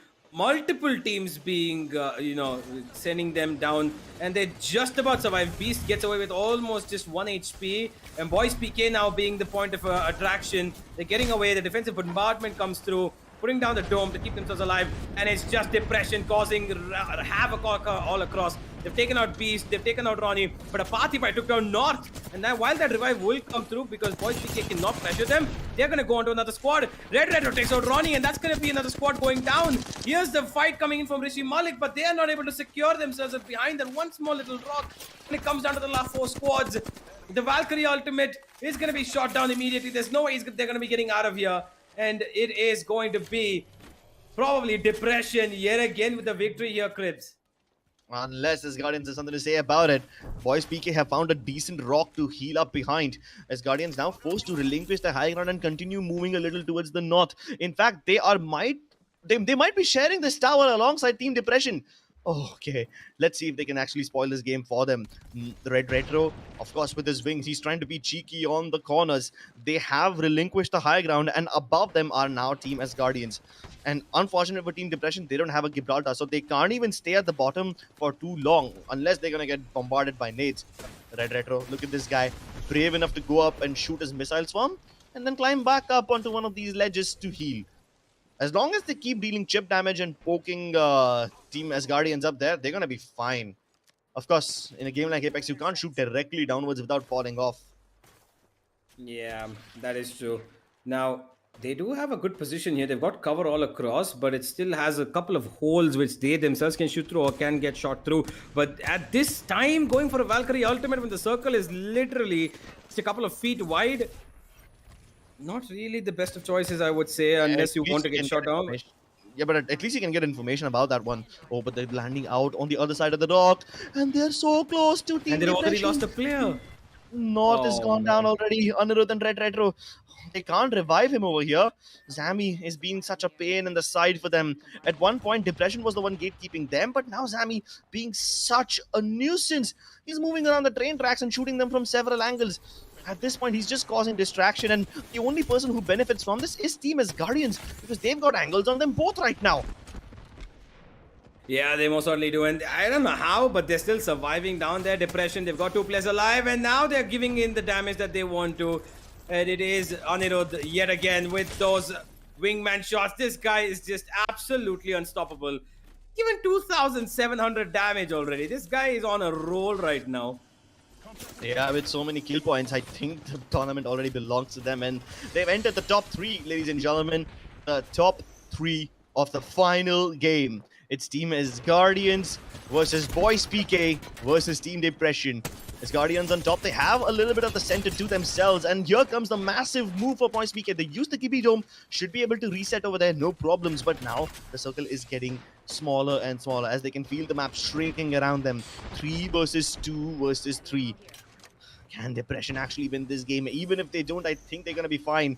The defensive bombardment is going to come up on top of them. And since they have no Gibby, they have no protection. There's even a toxic Nox gas grenade ultimate over there. There's the Gibby ultimate over there. There's 2 damn ultimates on the champion team, which means they might not survive this one. Or will they? Oh my god, are you joking? They actually somehow just nook themselves into a tight little corner, and they're able to shimmy out of it, and they're going back in for the fights. That one little rock is keeping them relevant, and as Guardians are really annoyed by this, I'm pretty sure. They had so many utilities being dropped down onto them, and they have not been able to even chip a little bit of damage off of them.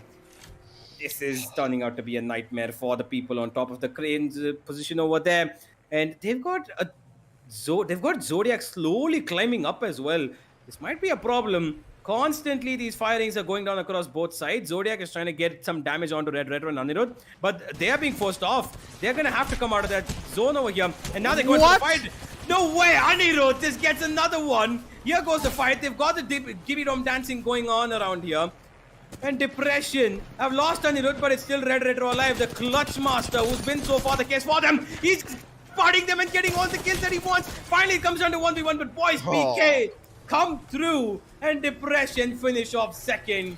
But it doesn't even matter, ladies and gentlemen. Even if they had not finished in the top 3, even if they had come in the top 5, Depression, thanks to their kill points, would have made it through 100%. Even though Boys PK had a good play and positional advantage, the only thing that they're going to be able to do is finish off probably in the top 10. I don't know where they finished off right now, but this has to be Depression's game. I Absolutely, really would have because liked it if. Sorry, Mamba, go ahead. no, I was just saying absolutely. This isn't just Depression's game, right? It's been their day because they had such a strong start. First of all, they had back-to-back wins to rub salt in the wounds of all the other teams, and they made sure they got such a good lead. Right? They got a nice cushion to fall back upon. Even if they had ended up having a bad game, they would have still been okay. But they were just been so consistent throughout the day with 2 wins, a high kill count game, and then of course being as consistent as they've been. Right? Bamboozle needed a miracle. Unfortunately, could not happen, and Depression just on the top. I do believe they're like 100 plus points at this point, and clear winners, right? Clear winners. I really would have liked it if the S Guardians would have waited a little bit, or maybe just kept one of their players on top still over there. Sure, they had to move out because the zone was pushing them through, but just directly downstairs, they put the dome, and the moment they drop, Team Depression realized that, yeah, they're sending it a bit earlier than expected, and then all Red Retro had to do was stay alive. So he flew behind that little pickup truck and kept himself alive into the top two, gaining even more points than he was supposed to. Absolutely. But Universe, here's my question to you, right? With the way Depression have played, have you noticed a fundamental difference in the way they approach the game, or is it's just them outclassing literally every other team in the tournament right now? Yeah, I think there's obviously a fundamental quality to them trying to keep themselves relevant in the way that they are not afraid of fights, and at the same time they try to keep themselves in positions where they have the zone advantage early on. They never let themselves be covered by the zone. In the early stages of the game, they make quick rotations. They have instant rotations where even if it's 2 minutes left to the zone, they make sure that they are in the zone within a good amount of time to set themselves up in a place where they can gatekeep others coming in and find themselves a good pattern of damage. And that's what we could see Anirudh, who did have, I think, about 5 kills or 4 kills. I think he had over, I think he almost peaked to 3,000 damage. Who does that normally? I Exactly, mean, like you only get to see that in imagine. a ranked match, right, Crips? Yeah, a ranked match or a pub match, 3000 damage, 4K damage. That's the kind of stuff you don't get to see in tournaments all that often. You don't. You absolutely do not, and it's mental, right? The way these guys have played, the way they've performed, and the way they've outperformed everybody, it's absolutely mental. But then again, you have to feel for Bamboozle because they really did try, Universe. They really did try, but at the end of the day, it just wasn't enough. Yeah, definitely wasn't. They weren't able to secure, I think, about 2 points at max. Unfortunately, to the 13th place finish, and they had the one chance to try and make themselves, get closer. Hopefully, find a little bit of a gap that they could exploit to come in and take over Depression. But nobody challenged them. They always had that southwestern region of the map all to themselves. Nobody even thought about even going there, giving them an early pressure because, well, Depression, being themselves, had absolutely established a domination the minute they had those two high kill games and high placed finishes as well. Oh, absolutely, no doubt about that. But at the end of the day, here's the thing, Crips. No, numbers don't lie. We have our winners, more or less. We know which teams performed well. But for all the teams which were not able to break into the top 10 or maybe not even qualify for the finals, what words do you have for them? Get yourself an NVIDIA and Kryptonite PC and beat everyone else who was trying to take you down. Well, What look, I else? mean, yeah, no, there's that. But at the same time, for everybody who participated in this tournament could not make it to the finals or maybe not even break into the top 10 on the day of the finals, right? You have to keep your chin up high because the way you guys have played is absolutely mental, and you've all put up a good show.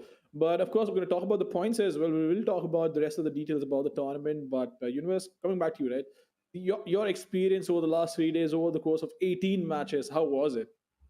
Well, it's been quite something, honestly. We've seen a lot of ups and downs. While we did see across 2 days, the first 2 days, where there were only, a handful of teams that could have, been as dominant when it was Clutch Ministers on day one, or if it was Depression on day two, Boys PK on day two. I think that today was a great culmination of those teams. We saw everybody being able to give competition, but Depression just took the cake. And honestly, if you look at the teams that did follow up, Bamboozle did a great job. Their consistency was across the board again. They did not really win as much. They kept themselves relevant until game five, where they did win eventually. And their consistency of finishing in the top 5 was what got them so far. And I think they're going to be placed up second. I think that's where they are going to be, still continuing to stick on to that. But definitely, it's been a great experience, and I'm pretty sure the players had one as well. Absolutely. And well, it's time to make our viewers' experience better right now with the giveaway question that we have. The last section of the giveaway that is going to happen in this entire tournament. And well, we'll have the question as well. But to all the lucky winners who've actually walked away with all these cool goodies, congratulations. But for the last question of the tournament, what are the read speeds of Crucial X8 external SSDs? Well, if you get this right, you will walk away with a waist pouch, a GPU holder, and a mouse pad. So, well, what are you waiting for? Go type away in the chat, and we'll pick one lucky winner to walk away with all these goodies. Crips, I'm low-key jealous of all the winners. I'm not gonna lie. You want the goodies for yourself as well, I right? just want the fanny pack. That's all I care about. Look, mouse pad, GPU holder, all of that is fine, right? But the waist pack, bro, you gotta bring that back in fashion. I mean, I don't think I'm qualified enough to talk about fashion, but hey, speaking of fashion police, Team as Guardians over here were the police in this game, weren't they? They were like sitting right there up at the top, poking at everyone, stealing kills from everyone. So great positioning from them, and I like it. I also like the fact how Zami and his boys and Team Depression at the same time were able to counter all of that, avoid all of that, get themselves into good positions and earn quite a lot of points. Yeah. But nonetheless, ladies and gentlemen, let's have a look at the scoreboard and see which team stand where. Depression, your grand champions, Bamboozled with 77 points. Boys PK with 70. Dream Esports India with 54. Hyper Competitive with 50. And of course, the rest of the teams on your screens. But are you surprised with the standing universe? Actually, no, I'm not really. I thought that Dream Esports would be in the top 5. I'm pretty sure I expected that. The one thing I did not expect is Altkaro Pancho and Clutch Ministers to be that low. I think that these two teams had pretty good showcasings, in their individual days. And having a look at it, I would say that they actually had such good awareness. But today was just not their day. Depression's one game completely threw all the other teams into depression, clearly. Once they got those 24 kills, they finished up first in the same game. There's absolutely no way anybody was coming back from that. The huge point gap, 30 points, 30 points, about 30 points, 40 points almost on the top over there, and the remaining follow-up. That clearly gives you the statement that we need to see. Depression are absolutely brilliant, have done a great job of securing themselves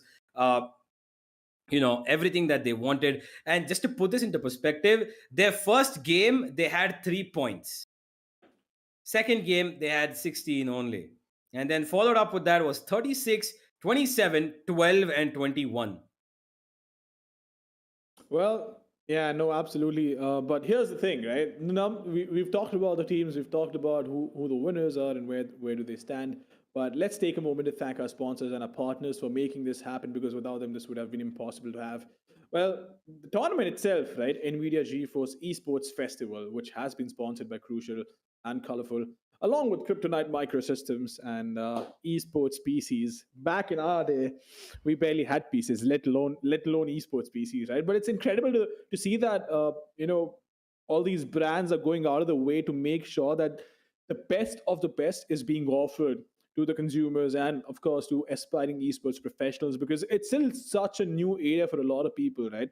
That not a lot of people have knowledge about this, especially about building computers, and the best of the bunch, the best of the peripherals being bunched up together for you guys to have the best performance. Do check them out. Head on to Kryptonite Microsystems and ask them about the esports PCs from GeForce, NVIDIA GeForce, and you'll have a killer machine to work with at the same time. Crucial SSDs, Crips.